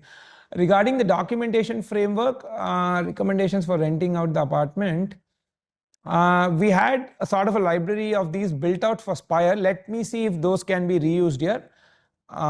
So I would recommend you reach out to your CRM manager. We'll see if some of the Spire documents or that knowledge set what we have developed there can be shared here. We'll see if we can do that, right? Next, all critical areas covered by CCTV and who is authorized to access footage during emergencies. Also, what emergency response plan is in place for natural calamities like floods, earthquakes, or fires? And how will residents be informed and supported during such events? See, for the CCTV, again, Acha, good point you mentioned. Again, if you look, I've forgotten to mention in this presentation also, if you look at our list of specification and all, CCTV is only in certain designated common areas like lift lobbies and the podium areas and entry and exits. But nevertheless, keeping taking into other change in time and consumer needs and requirements, we have put in CCTV in corridors also. So you will have almost majority part of the building covered by CCTV surveillance. In the tower levels and all, you'll reach almost 95% plus coverage. In the basements also, significant level of coverage will be achieved, and podium also again close to 95+% of coverage would be achieved. Now for the CCTV, the thing is, all of these records will be stored in the hardware setup or the cloud, wherever it is, for a month of 30 days, and then it will be deleted, because that is the amount of storage and the protocol what it is. And access, upon request, if the customer wants, the particular resident wants to access a particular CCTV footage, you can reach out to your facility manager and they will provide you that access pertaining to that, right? And for earthquakes and natural, for the fire, there's a standard protocol which is mandated by the fire department, and there'll be fire drills which will be conducted by the fire department in coordination with the FM.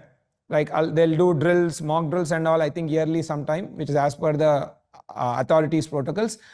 Earthquake and floods are not on top of my mind, but once you move in, you can ask the facility manager. They'll be able to sort of help you out with that, but it's a point we'll also note and we'll prep up our team also. Thank you. Next, Mr. Jagdeep, the water, WTP, bore water or Manjira water, TDS of 610 is too much for drinkable water. Will there be a vendor? Sir, the WTP water is not drinkable. It is for domestic use. That is for shower use.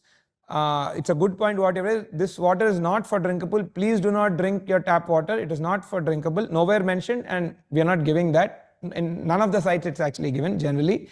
So this is for domestic use. That is for bathing purposes and any cleaning of the house purposes sort of thing, not for drinkable.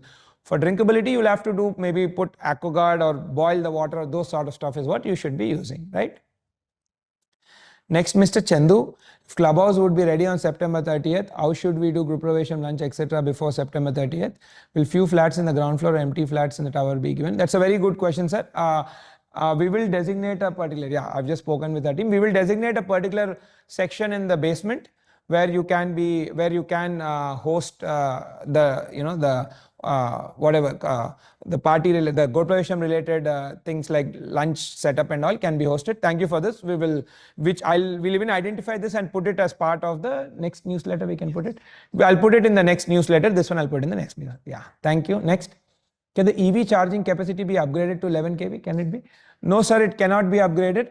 Are there going to minimum monthly charges for EV meter? Even if you haven't charged your car in a month, if you have a 4-wheeler EV as well as a 2-wheeler EV, can they both be simultaneously charged? Let me ask my colleague here. What's the answer, Krishna? Screen me. Undile. Minimal charges unte undava? No minimal.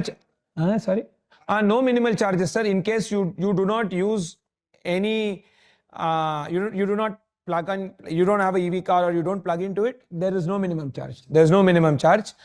For a 4-wheeler or 2-wheeler, it doesn't, I don't think, see, there is a meter and then the plug points will be given by your respective car vendor or a bike vendor. You just establish that and you use it, not a problem. 11 kV it can't be, sir, because it's built for that 7 kV, kW, right? Thank you.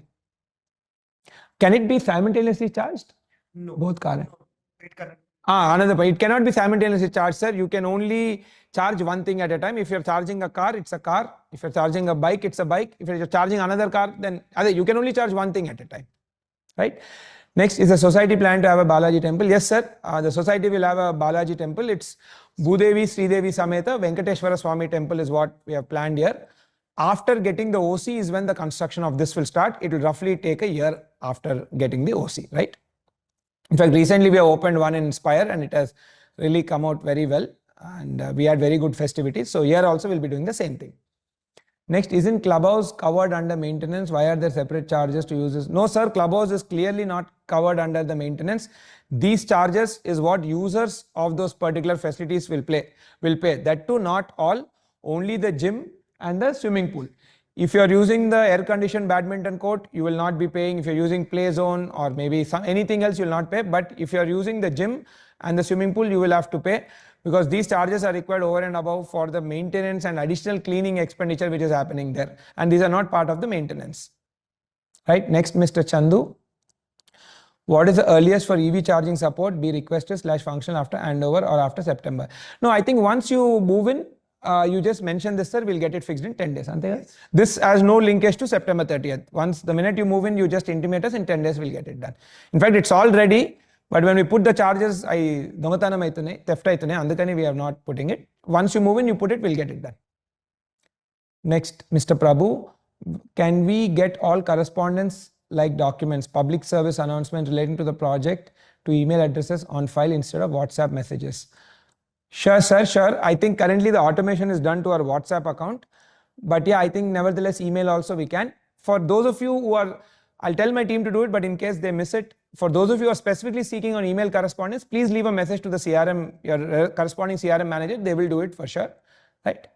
But anyways, thanks for the feedback. Next sites we'll even do automation on the email side. Next, Mr. Srinivas, is it legally allowed to hand over flats without obtaining OC? Maintenance reviews are not so good for Spire. Or are you planning the address these issues here? See, first and foremost, before getting OC, handing over, yes, if you talk purely legally, no, it is not allowed to do, right? But nevertheless, the entire city does it and we also do it because we obtain a CC, completion certificate from a certified engineer that we will obtain. That in fact, that's a part of the mandatory process. So that we obtain for the entire all apartments and towers, everything. So after doing that only we will be doing this. But if you go strictly as per law, before getting OC, you cannot stay there. But nevertheless, this is sort of a flexible rule, which nobody, like in all communities, people move in beside OC and all. But if you totally want to comply, then I would request that you move in only after getting OC. But there is no restriction from our side, right? But a CC will be obtained, right? Thank you. What was the other question? Did I miss something? Spire. See, some of them are, it's a learning curve for us also. We are learning in each of the site and iterating. And now some level of automations is also what we are going to deploy. Like for example, one of the case, very frequently seen case, what we do see is a lot of time the housekeeping workers do not necessarily go to that particular corridor and clean or a particular toilet and clean. How do you measure that?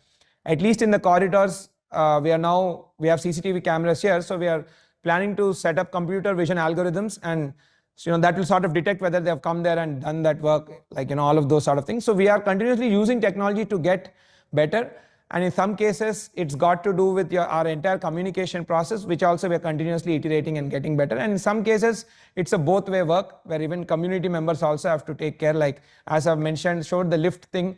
If it's public sort of responsibility, if you find something like that, you please intimate the FM. So it is a together participation. Nevertheless, basis on all the past learnings and all of that, now we are also able to make a very standard and sophisticated protocols around this, because that is also important.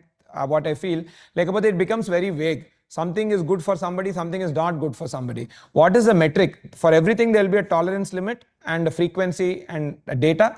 So what is the metric? By end of April, I'll make a detailed video around how we will measure housekeeping. Is it good or is it bad? It cannot be left to individual opinions, neither mine, neither yours. I'll explain what is the protocol and how we are achieving at that score, and what is the tolerance limit. So I'll explain this detail, make a detailed video and send it out to you guys by end of April or end of May. Right? In that you can clearly see. So I'm trying to make this entire services into quantifiable services. Like about it becomes qualitative, and anybody can raise anything which can be really rectified. Some of the things cannot be part of the scope. There will be several things. So to bring all of us to the same page, I'll make the standard protocol document and share it with you. Thank you. Next, Mr. Rama. Ms. Rama, I'm very impressed by the entire presentation. Thank you. For NRIs, do you have a system to connect to interior designers, contractors? Thank you, ma'am. Thank you. For NRIs, actually, recently our team has taken a pilot, and we have sort of made a standardized framework where you can plug and chug the sort of designs you want, and the cost gets generated, and which we have prepared with a couple of interior contractors who have helped us in preparing that. I'll send in the link of this also to you when we send the just tell Anand that I'll send in the link of this when I send the handover letter. You can click the link and use all of that. There's no compulsion. It's purely your discretion and your freedom to use it. In case you use it and you like it, you can use that template, which will give you a cost generator and all of that, and even as a backend connection to I think one interior contractor who has helped us in making it. But there's no compulsion. You're free to use that cost generator, and purely your discretion whether you go with that interior contractor or not. You can talk with them and identify, right? That will sort of make this process easier. We are continuously working on this to make it even more easier as we go forward, but for now we are able to do until there, right? Thank you. Next, Mr. Gautam, can we change the door lock mechanism and put smart ones, and also does the management has any master key for emergency? Sir, as per the norm, legally we cannot have a master key for your house, because I mean, what if we don't do that practice. Legally also it will run into complications. We don't have a master key. Can they put a smart lock? Yes, they can. Yes, sir, smart lock you can totally put, not at all a problem, right? Next, are the homes pre-wired with neutral lines in all switchboards to support smart switches and automations?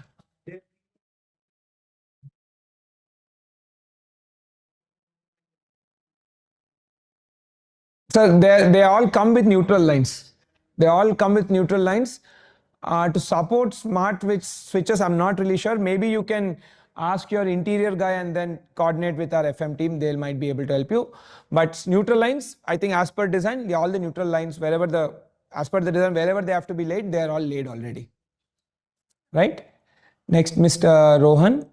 Hi, Ajitesh. Now Manikonda municipality is merged into GHMC as per report. Is there any changes in registration charges?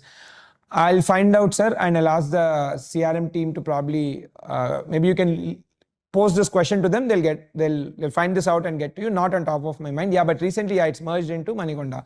But I believe by going into GHMC, some sort of property taxes are bound to go up, but I don't know exactly what it is. We'll find out and we'll post it, right? Thank you. Next, Mr. Ravi, any interior provides recommendation? Same thing, sir, I've mentioned earlier. In that handover newsletter, part of that I'll put even the interior person that link. You can use that framework, no obligations. You can use the contractor also, no obligations. It's purely a discussion. But yeah, usme I think one of the interior vendor with whom we have worked to make that framework, we found them to be good. So we'll put them in that we'll put their information in that, in that handover newsletter and send it, right? But again, it's no obligation. You're free to choose whomever you want. Next, Mr. Trinath. Hi, sir. How are you? I remember I met you in New Jersey. My flat handover is this month as per your schedule. So post interiors 2 months, can we move into the flat late Feb, early March? You mentioned about OC in April, May. So I'm a little bit confused. Sir, see, basically you can finish the interiors and move in. But again, when it comes to move-in also, individually, individual move-ins will become a little bit of a challenge. We generally wait for a sort of a minimum, minimum critical mass, which in this case of site is something around 50 to 100. We anticipate this to be done, to be reached by, given that we are starting handover in December, by late April, at least 100 flats would have done their interiors and moving in. So I would recommend you plan somewhere around end of April is a good time to move in. Before that, individual, when somebody moves in, it becomes very challenging for us to operate the entire maintenance, the entire housekeeping protocols. They all become very unsustainable. So I would roughly recommend you move in at the time of by April end, right? Next, Mr. Venkata, dates of handovers for those staying outside of India. Any changes in schedule mentioned will affect our travel plans.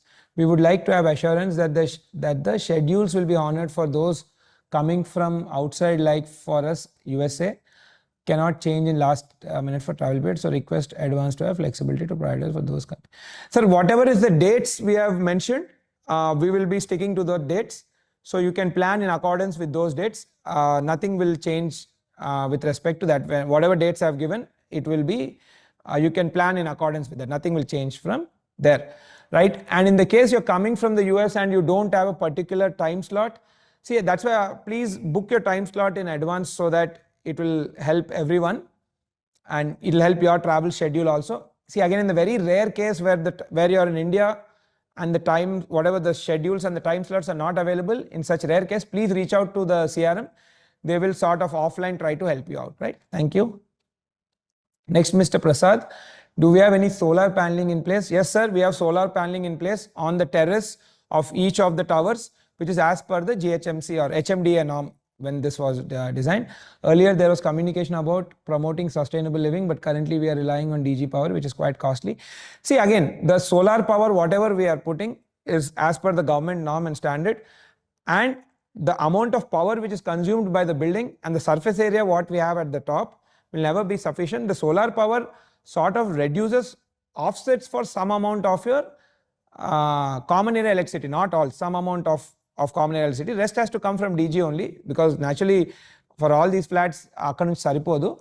But nevertheless, as per the norm, the solar panels are established on the terrace, which the officers will be checking at the time of OC also, that commissioning adanta.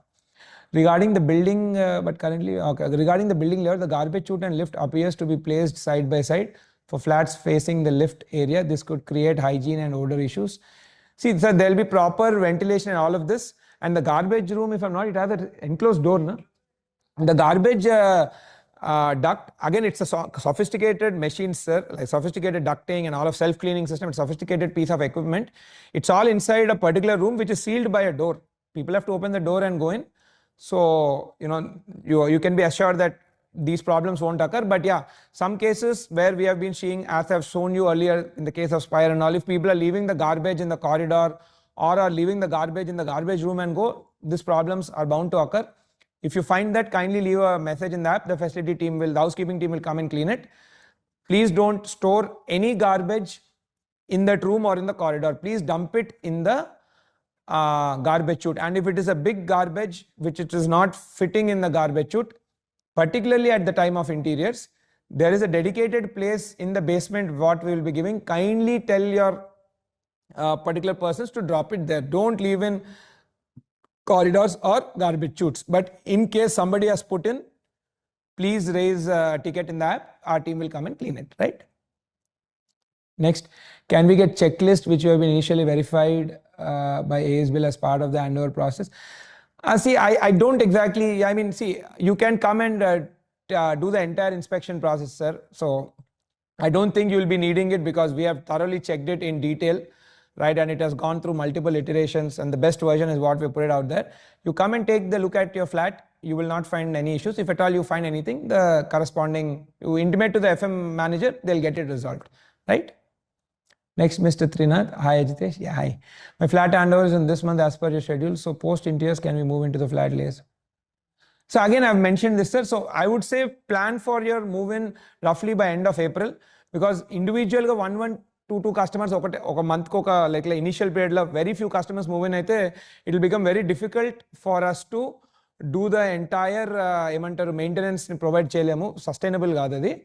So around April end is when you plan, because April end kalla emavudante close to what, at least 700 flats would have been handed over more than 2-3 months. So at least 50 to 100 of those would have completed their interiors and will be moving in. That is when we can establish all the protocols like a minimum critical mass. So I would say April end meer plan cheskondi, right? No charges on co-working space for 2 years. Thank you, Andy. Next, Miss Siri, any restrictions for interiors in corridors or balcony timings for interior works? Again, all of this will be mentioned in the, regarding interiors in the corridors or balcony, it will be mentioned in the the fit out guidelines, ma'am. Any cosmetic, like any paneling and all you do, there's no restriction. You're free to do whatever you want in the corridor and in the balcony also. Timings of interior works, in the first 6 months, we will give it to you. In the first 6 months, the timing is quite elaborate, so more hours people can work and get the job done. But once we reach a critical mass of maybe 200 people moving in, then slowly the time restrictions will become more and more. But nevertheless, at least if you're looking in the first 6 months period, the timing restriction period is very limited. So restriction is limited, so you have a good window to work and get your work get the work executed, right? And yeah, interiors in corridor and balcony, you're free to do whatever you want, as long as you're complying to the fit out guidelines. Any skin level thing like beautification using wallpaper or paneling, you're free to do, no problem at all. Next, Mr. Manoj, can we shift into the society after handover plus interior or after OC only? Sir, no need to wait after OC. After interior, handover plus interiors, you can shift into it. Plan that roughly from end of April onwards. April 30th nunchi, you are free to shift in whenever you want. Whether the OC is there or not OC is there, up to you. Whether the OC is there or not, OC is not there, there's no restriction. You can shift in.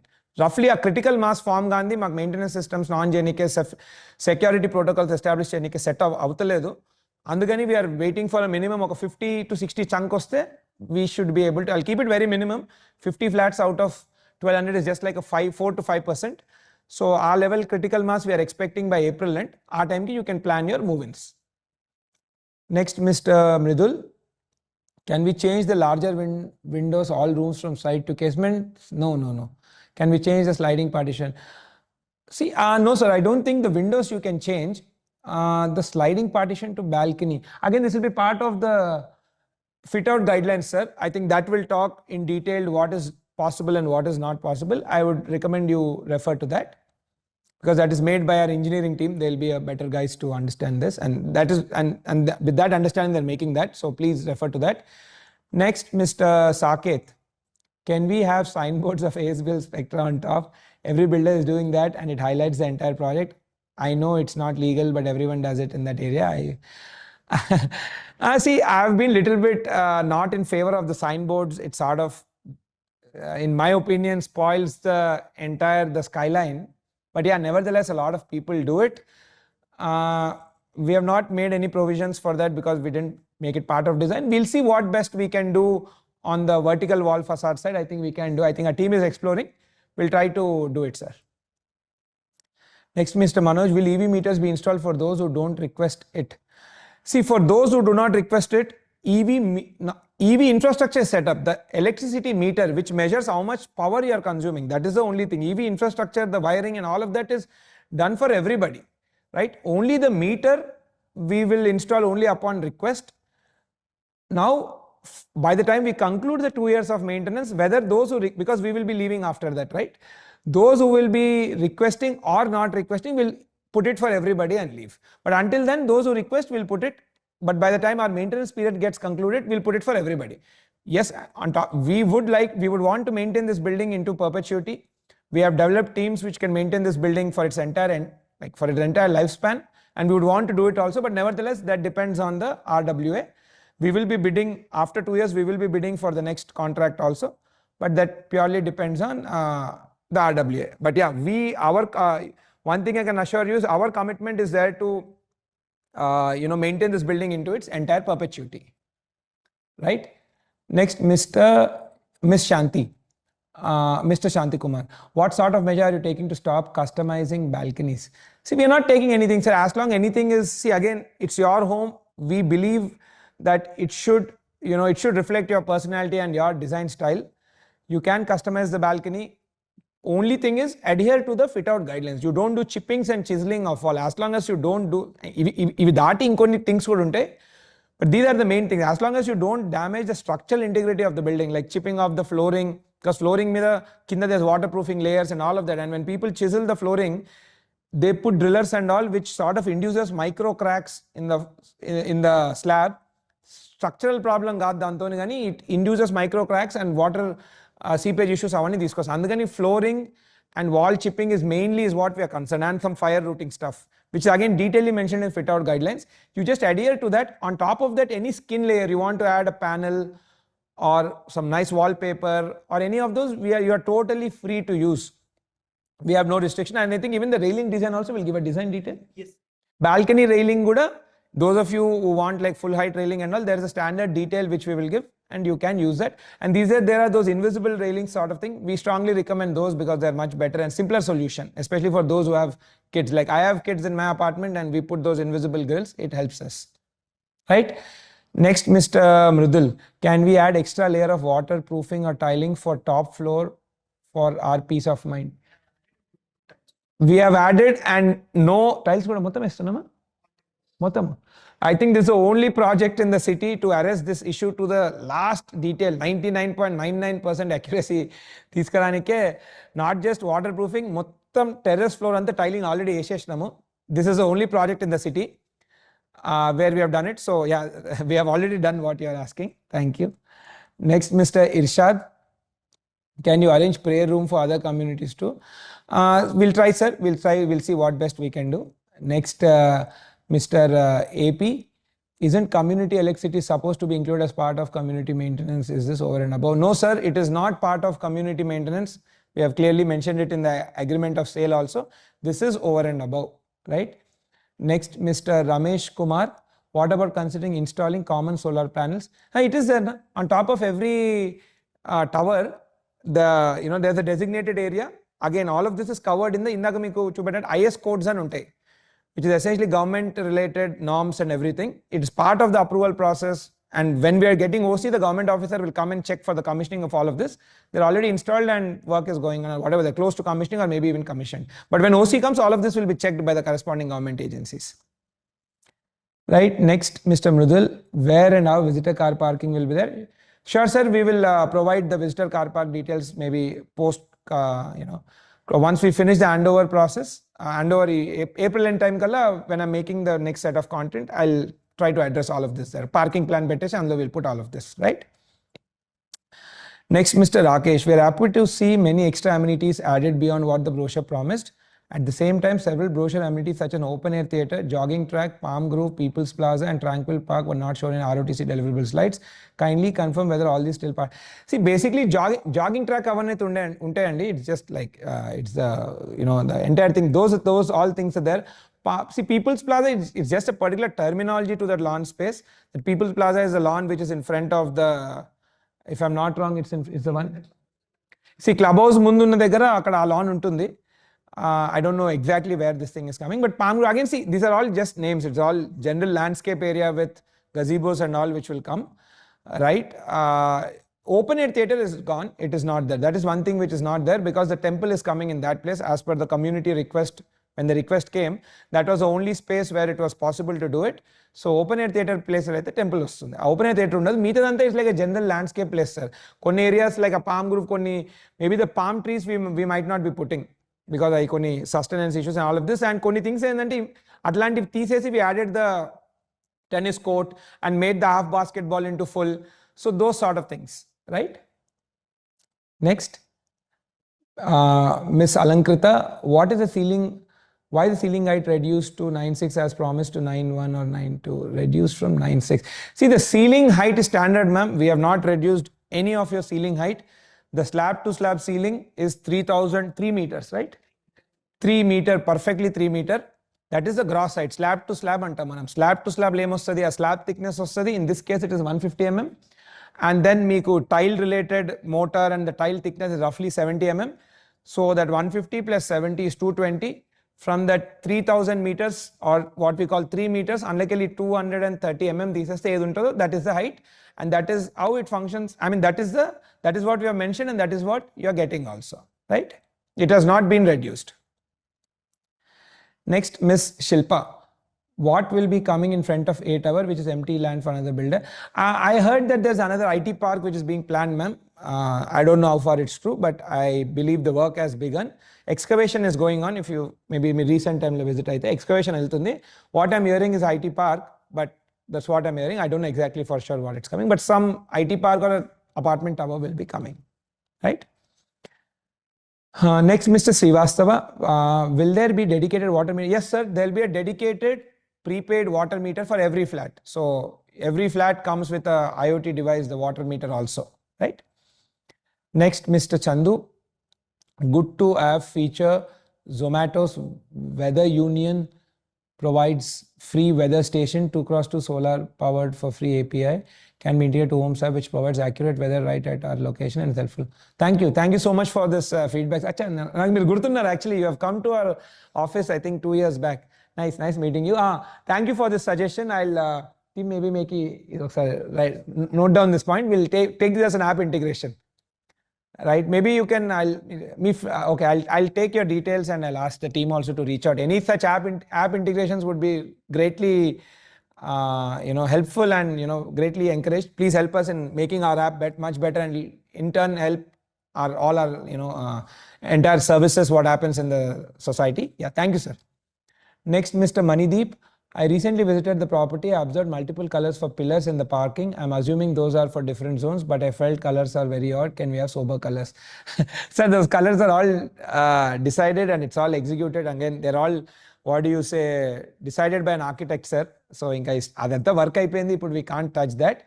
Again, you're right. They are for different types of car park. Many people liked it. Some people, again, it becomes subjective, sir. But those are all executed and architects only have chosen that, right?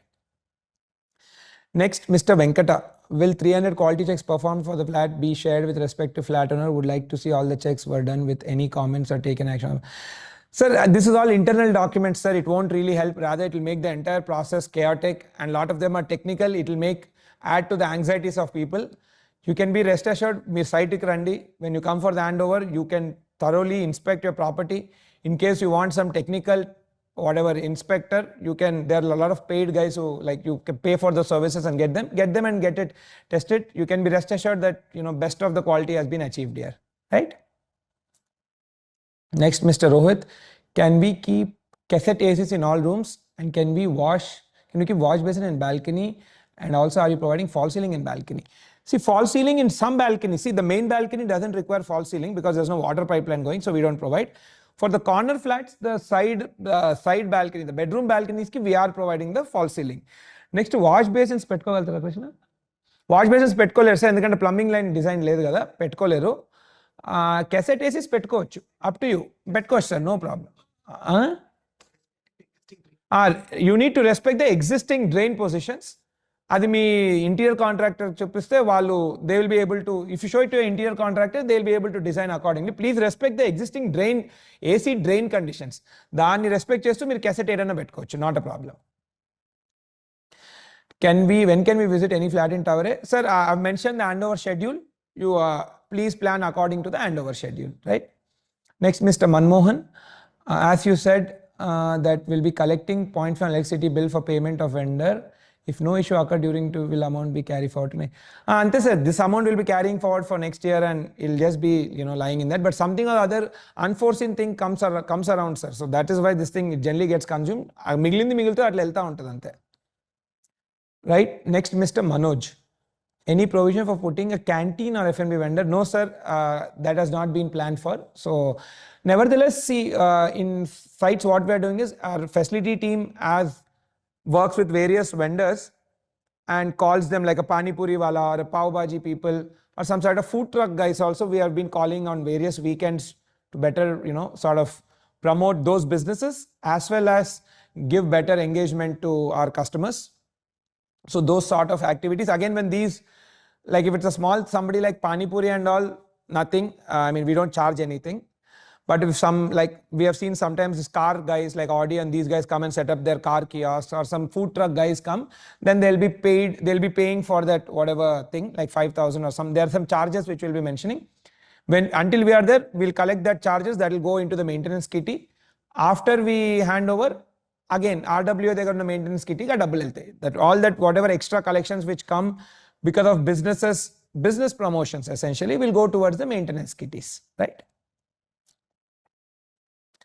Please make some reels, YouTube shorts for onboarding. Sorry, I missed your question. Where is it? Yeah. To the operations such as app use, billings, garbage chutes, lifts. Sure, sir. I'll take this as a feedback. Yes, in fact, this was idea. We're a little bit pressed on time for now. But yeah, we'll try doing it. That will be really helpful for everyone. Thank you. Next, Mr. Manju or Miss Manju. Is Temple exclusive for Spectra or is open for? No, this is exclusive for Spectra customers, ma'am. Does mobile signal boosters from Airtel support only Airtel mobile users or boost signal? No, it only boosts Airtel mobile users. Other mobile users it does not boost. Naturally, it won't make business sense for them. It will only for Airtel. Other they would make pani chestadi, but higher floors lo konisal signal undanappudu undadante. Bleak signal undachu, but Airtel aithe it will totally support. Next, Ms. Shivangi, the DG charges are already high other than builders. Can you please review? Ma'am, see again, as I've mentioned earlier, early days lo the occupancy is fairly limited. Right now for these DG equipment, right, with a big DGs, irrespective of whether you use the power or whether you don't use the power, when the DG is on, a minimum level of fuel consumption happens. This is what we have been seeing. As the occupancy, as I mentioned earlier, as the occupancy goes up, then the average price of DG power unit comes down. After 2 years, we will take a call and we will revise it. Until then, in the beginning phases, when the occupancy is low, right, the charges are coming up to this rate only, right? But after 2 years, make taggutai. Occupancy 2 years and occupancy perigindata. Maybe we can do a review after first year. Every yearly review bet coach. That will be a better thing. Right? Next. Miss Rama, can we replace flooring with marble flooring? Please follow the fit out guidelines, ma'am. Please detailedly follow the fit out guidelines. All of this will be mentioned there. Aditya engineering nunchi ostadi, it's they'll be there. There'll be a more thought after document than what I'll be saying. Please refer to that. Next, Mr. Ravi, can we have grills in balcony? Sliding PVC door, kid safety. See, these doors are all kid safety, sir. Not a problem, but I don't know which. If somebody wants to bang it, then I think any glass might break. But nevertheless, there are certain standards until when, again, all of this is standardized as per the IS codes. You should not have any problems. Can we have grills in the balcony? Yes, you can put grills, sir. In case the same balcony railing, if you want to continue, we have a standard design detail which you will have to use. Nevertheless, we strongly recommend using the invisible grills. It's more simpler, easy to do work, less damage, and it helps everybody. And there are good vendors also in that. And in Spire also, a lot of people went for the invisible grills. You go for the invisible grills. That will be helpful. Like my apartment also, I have kids. So like young 3-year and 5-year kids. So I put the invisible grills. It's helpful. I would recommend that. Right? Next. Mr. Pawan, already collecting corpus. Why ASBL is charging extra for gym? Sir, corpus is not for ASBL. Corpus is something which is collected from all the customers. And this corpus, after 2 years, this corpus fund, debiting that ACD charges will be given to the RWA. Corpus enduku vaartaru ante, meek future la all the mechanical equipment ivannitiki oka lifetime untundi. Like maybe some equipment lifetime might be 10 years, 7 years or 20 years. A lifetime ayipoyin tarvata you need to upgrade that materials because money cannot be taken from people. That is why the corpus. Corpus is something which gets used for long-term capex, not for maintenance works, right? That is where corpus will be used. Whereas what we are collecting is for the additional maintenance works which happen there. Right? Next one. Mr. Srikanth, it seems some of our questions were filtered out. We would really appreciate if all our queries are addressed. If time doesn't permit, please share responses over email. Again, see any individual queries you have, I would recommend you reach out to the CRM team. They'll be able to help you out individually. right? For other questions, okay, team, just keep, if they have any questions, put it. But if it's any repeated thing, then we'll generally filter out because a lot of people have questions. But yeah, if it's not repeated, allow it, okay? Next. Next, Miss Siri, paints for the building were done almost a year back. Sometimes I feel they already became dust as the area is total dust. Do I go via this route? Ma'am again ఇంకొకసారి painting అయిపోయినాక అయిపోతుంది. వర్షాకాలంలో అవుతే naturally ఆ dust ఇంకా తగ్గుతుంది. Construction ఈ ఏరియాలో అవుతున్నప్పుడు డస్ట్ వస్తుంది మ్యామ్, దాన్ని ఆపలేము.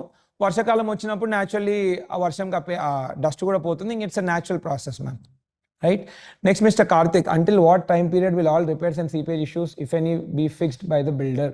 Generally, top floors might have seepage issues. What measures have been taken? Again, what measures have taken, I've already mentioned in the previous question, right? See, if any seepage issues come in your flat, you can raise our facility FM team will come, but please, lot of the seepage issues are coming because people are chipping the wall. Meer wall chip cheste crack vaste water vastadi like naturally, right?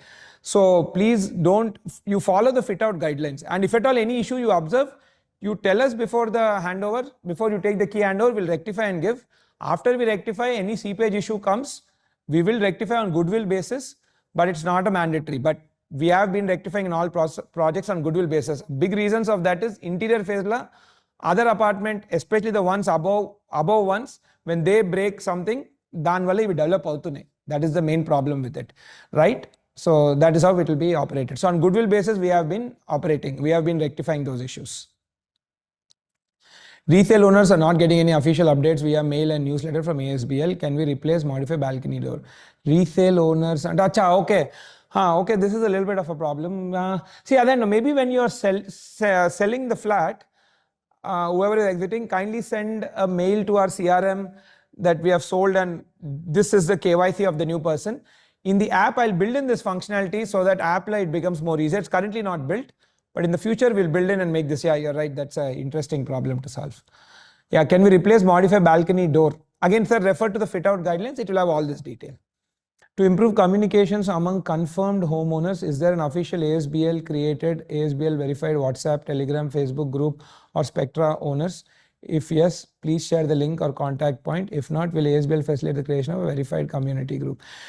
See, a verified community group doesn't help, sir. We have done it in Spire case, and it just adds to anxiety of more people.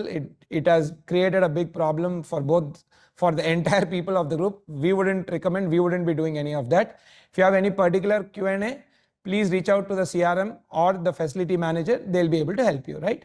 And app la, yeah, another thing, app undi kada, home app lo meeru adu untundi. Home app lo what a ticket thing untadi. Home app lo you raise a ticket. That's better. One-on-one communications only we will be maintaining officially, right? You please raise the, once you download the home app, put it in the home app, we'll address the tickets. As a ticket format lo pettandi, we'll answer that, okay?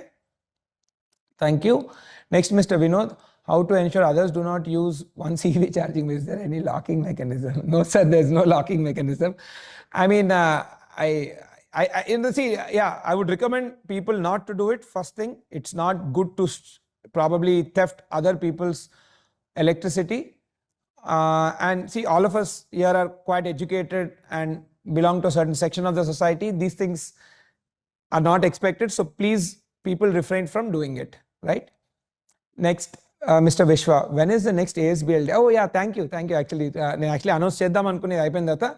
This December 20th is the next ASBL family day. We will be sending in the official newsletters, official invites to all our ASBL family. We're expecting, again, like last time, close to 3,000 to 4,000 people. It will be held at the same venue, Anvaya Convention, this December 20th. An official invite also will come, sir.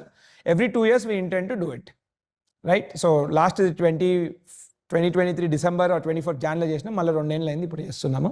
Yeah, so this December 20th, please block your calendar. We'll be sending in an official invite with the entire program of events and everything, right? Look forward to handover. I missed the question. Okay. Anubhav, Mr. Anubhav, how much can the registration be delayed? Is it okay if all builder dues be cleared and registration be done later? Sure, sir. Yeah, in case you are an investor, this provision is there. You can finish all the builder dues and the registration you can delay. Ideally, see, we are recommending that you finish it by at least December 26th. Next whole year lo edo oka time lo finish cheyandi. Over and above that, in case you are taking time, we do not recommend it, but in special case, inga case to case, special case basis we will do it, but appudu registration will not be weekly 2 slots, it will become more like 2 weekly 1 slot. It will take little longer for you to get it registered from when you intimate to us, but next whole year aithe meer A time అయినా చేసుకోండి, not a problem. దాని తర్వాత అయితే కొద్దిగా మీకే కొద్దిగా మీరు intimate చేసిన టైం నుంచో 10-15 days పట్టొచ్చు అందుకని. Okay, but it's totally up to you. Financial dues clear చేసుకొని you need not register it for some time, for whatever time I've mentioned, like December no problem, over and above that also not a problem, but మీరు చెప్పినప్పటి నుంచి we might take, the slot might come in 15 days rather than like weekly twice, right? Next, Mr. Venkata, were there any changes made to entrance elevation as we were told will be considered? Entrance elevation అంటే ఏది entrance portal, entrance gate, ఇప్పుడు entrance gate we made some changes, sir. We have done, changes are done and execution is also happening. Renders of this have not been made. Yeah, changes have been done. And a water body, a fountain, avanni kuda chestam. Little bit people were saying the loft one was good. Whatever we could take from there, given the site constraint there, we could take it. Like the water body we sort of planned there and all of those things, right? Next, Mr. Bharat. Hi, thanks for the nice presentation. Thank you, sir. Other builders are charging less maintenance than us, which also includes common electricity charges. You are already charging high maintenance and excluding common electricity charges, which is, sir, I cannot really comment for other builders, sir. I'm, possible. I mean, you're mentioning, so it's possible, but for us, this is what is our costing and everything. We have mentioned it in the agreement also, sir, right from the beginning. So we will be going along, going in that direction only. Thank you. Next, Mr. Pawan, as per yours, Handover supposed to be June will stretch to target 2025. Can you expect it? See, for those, yes, in the beginning, for few customers, I think maybe first, like maybe first 1 or 2 months, I think maybe 100 people are not tunnaru. That time Handover was June 25. For those of you who are part of those agreements, kindly reach out to the CRM team. They will coordinate with you. For rest all, we are following the process, December 25 plus the grace period, right? Next, Mr. Ravi Shankar. From when security facilities will be full as the work goes on till September, lots of people movement and all CCTV will be access to Spectra will be controlled. See, again, security one is other than move-in time roughly other than April and May nunchi anukondi. May nunchi the maintenance protocols will start kicking in.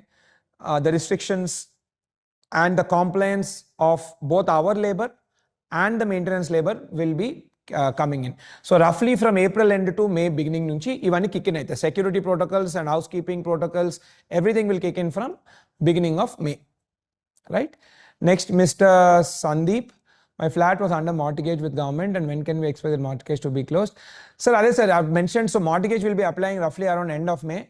So you should be looking at maybe couple of 2 months to 4 months general timeline for mortgage, as long as the government is fully functioning. In case of sometimes elections or officer transfer, it takes a little longer time. You can reach out to the CRM, they'll keep you posted on this, sir. Next, Mr. Trinath. Oh, thank you for remembering. Thank you, sir. Hi, it was, yeah, it was, I remember actually New Jersey lo. Good to the response. We are moving back to Hyderabad March. Oh, thanks. Good you made that shift back to India. So yeah, the project will be ready to welcome you. Yeah. Next, Mr. Pawan. When can we see any model flat in Tower A like you are doing for Tower D second floor? So Tower A ఏం చూడలేదు sir. Model flat అయితే tower డీలో ఉందో that is like generalize sample what you made. మీకు tower ఏలో ఉన్నది కూడా అట్లనే ఉంటుంది. మీరు అలానే ఆ tower D is the one which you can see. Rest మీ as per the hand over schedule you can block your date and time and go there, right? Next, Mr. Mrudul, are there any extra parkings available to buy apart from the assigned to? No, sir. Currently there are no extra parkings available. Everybody have taken their respective car parks, right? Next, Mr. Sheikh Basha, Mr. Srivastava. The AC drain pipe hole in the walls are not at adequate distance from ceiling. Should be around 17 inch from the ceiling, but is only 14 to 15 inch. We would need the hole to be 17. No, sir, it is not possible, sir. It is all executed. ఇప్పుడు AC drain hole నేను మార్చాలి అంటే I have to chip the wall. Chipping the wall is not possible. And this is as per our standard design which we have executed in all projects, sir, not only in this project. And this standard design is given by our MEP consultants who are designing almost majority of the buildings in the city. Again, it's not something which we made internally. As per the service consultants, we have done that. We cannot change it, sir. It will involve chipping and chiseling of the wall, which will cause implication to the structural issue of the building. So we do not recommend it, right? Next, Mr. Rakesh. Does ASBL have any plans to install rooftop solar panels to offset? Sir, I've already answered this, sir. We are doing it as per the compliance, right? Next, Mr. Sheikh Basha. It is waste treated water used for washrooms are excluded from water meters. Is it? Yes, sir. Excluded. The water which is used in the flush is excluded from the water meters. Yes, that's a good question. Yes. Next, Mr. Sumant. Are the parking spaces already allocated? If yes, is it as per the document? Yes, sir. It is as per the document and it is allocated. And yeah, that is all done. Right. Next, Mr. Sunil. Thank you for the presentation transparency on the charges. It's very clear. May I know warranty period in case of issues post occupancy of the flat? Thank you, sir. See, with respect to the flat, I think as per the government norm for all common areas and all 5 years warranty on this, sir. With respect to the flat, after we give handover, we will not have any direct obligation unless it's like a major thing. For any minor thing, we will not have any direct sort of a warranty thing. But for 5-year period, all common areas as per RERA mandates us, we will any issue there, we will have to repair it. For flat, handover tarvata undadu, but in case of any issues, seepage issues, especially seepage, the problem endante, it is not pertaining to you. Somebody, especially it's something pertaining to immediate the above flat. Immediate above flat la వాళ్ళు chipping chiseling చేసి దానివల్ల develop అయితే especially ఫ్లోరింగ్ని ముట్టుకుంటూ వచ్చే problems ఇవి. పైన apartment ఫ్లోరింగ్ని మార్చితే you can expect seepage problems in yours because you are chipping the slab. Naturally, you will induce micro and nano cracks. Structural strength problem ఉండదు కానీ ఇట్లాంటి ప్రాబ్లమ్స్ వస్తాయి. వచ్చినప్పుడు గుడ్ విల్ బేసిస్ మీద we are closing it because frankly there is no solution for it. We do it, right? Next, I must appreciate ASBL is a great builder, complete transparency and a lot of things which have been considered. We would like to have lifelong relationship. Thank you so much, sir. Thank you. We would want to, there are a lot of interesting announcements also which we will do pertaining to maintaining a lifelong relationship with all of you, which I'll be announcing in the family day. Please do come for that. Thank you. Thank you for those kind words. Next, Miss Ekta. Will there be a regular guidance and education provided to residents and staff on an ongoing basis to make sure the property is maintained well? We'll work on this, ma'am. What we'll do is, currently we're a little pressed on time, but as earlier Mr. Chandu has mentioned, we'll try to make video content and put it on the app so that everybody can sort of do it. And we are even planning to deploy an LLM there, like a ChatGPT integration. You ask a question in the app, it will answer. But these developments is something which we'll be rolling out in the next 6 months, not immediately. Yeah, and by the time we'll make the content, we'll put up all this information libraries. You can simply prompt LLM dwara prompt. I mean, you can simply prompt in that chatbot. It will answer all of this. But kindly give us 6 to 7 months time. We'll be rolling out these updates in the app, right? Next, Mr. Ravi. As per schedule, my flat handover is in February, but I see my flat can I see my flat? So what is the process to block? Sir, I've mentioned here, you can book the slot, and the date you book the slot, you can come and see your flat, sir. The process for slot booking is 1 week prior to your handover schedule, right? 1 week prior, a newsletter ostadi, which will have the link for this. You click the link and then you go online and block the date and the time, right? Next, Mr. Satyanarayana, it appears that no metal grills are provided to the windows. Yes, sir, we do not provide metal grills because see, one big reason for providing metal grills is in case of fire accident vachindanakondi and externally you are being evacuated, you cannot. Metal grills will prevent you from doing it. It is not recommended to provide metal grills. But however, some builders provide purely as per their requirements, but we do not provide because fire hazard vachi external evacuation ayindante aa metal grills valla meer ellaleru bayitiki. So you use that ఏమంటారు అది ఇందాక చెప్పినట్టు ఆ invisible grills వాడండి. those are the best simple things, right? Next, as on 8th floor tower D owner, even a single day of access would help us immensely. Sir, this let's stick to the program, sir, because see there are 1200 owners. Individually we cannot customize the plan. అది చేస్తే ఏంటంటే entire process late అవుద్ది because see we are doing 1200 handovers in 100 days. That's going to be quite an intense process. Please comply with that, right? Next, Mr. Kiran, I own a flat on 26th floor of Tower A and it has already been registered. If I am unable to come in person, can someone else come on my behalf to collect the keys and handle the inspection, including reporting any issues? Not required for you to be there, sir. Me appointee or me representative evarana unte meer pampichandi, not a problem. You just send one message to the CRM guys, they'll intimate the FM guys, not a problem. You need not be there. Also, could you please let me know the approximate monthly maintenance cost even if I will not be living in that flat.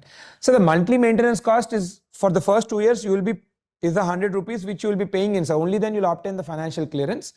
So after that, a monthly maintenance ఏముండదు. దాని తర్వాత ఏమవుతుందంటే it purely depends on what the RWA will charge. RWA అప్పటికి కూడా, because naturally with period of time human labor cost will go up, you can expect around maybe around 4.5 rupees per SFT is what you can expect. But nevertheless, that is something which will be determined by the RWA based on the bidding and all after 2 years, right? For the first 2 years అయితే 100 rupees మీరు ఇచ్చేస్తారు మాకు. So you don't need to pay any monthly, maintenance. You'll only have to pay whatever your flat ka electricity. In case you're not using, you won't have any flat ka electricity, but you'll have to pay the common area electricity, you'll have to pay. And common area water bill, if and all anything comes, currently it's not coming. If and all anything comes, you'll have to pay for it. Is there any dedicated team from ASBL who can take care of a flat in case we want to rent it? See, currently dedicated window aithe లేదు sir దీని మీద. We are working to, we can use some of the knowledge repository what we have done in the case of Spire. I'll ask them to share it. But nevertheless, మీరు ఒక పని చేయండి, Homes app లో you leave this message, we will try working on it. But I can't really commit to it because naturally we don't have supply chain around it, but we'll try helping you. Whatever we already have the legal documents, ఇవన్నీ అయితే మేము Spire అప్పుడు తయారు చేసినాం, we have it. We can share those which you can use while dealing with your tenant, prospective tenant, right? Next one. Next, Mr. Venkata, how many days will it take for OC after applying when it's being planned to file? See, plan to file roughly end of May, sir, plus minus 15-20 days. The idea is to do it as early as possible, koni works aipongane. But end of May is what we're planning to apply. See, if all the officers are in place and everything, it takes around 8 to 10 weeks. That is what we got it in Springs.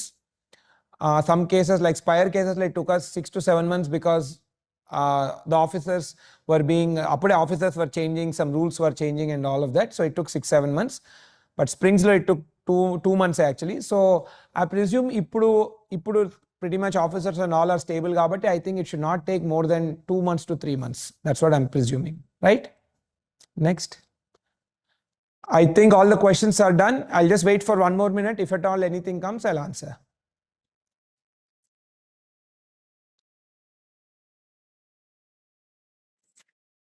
I think someone's typing. Yeah.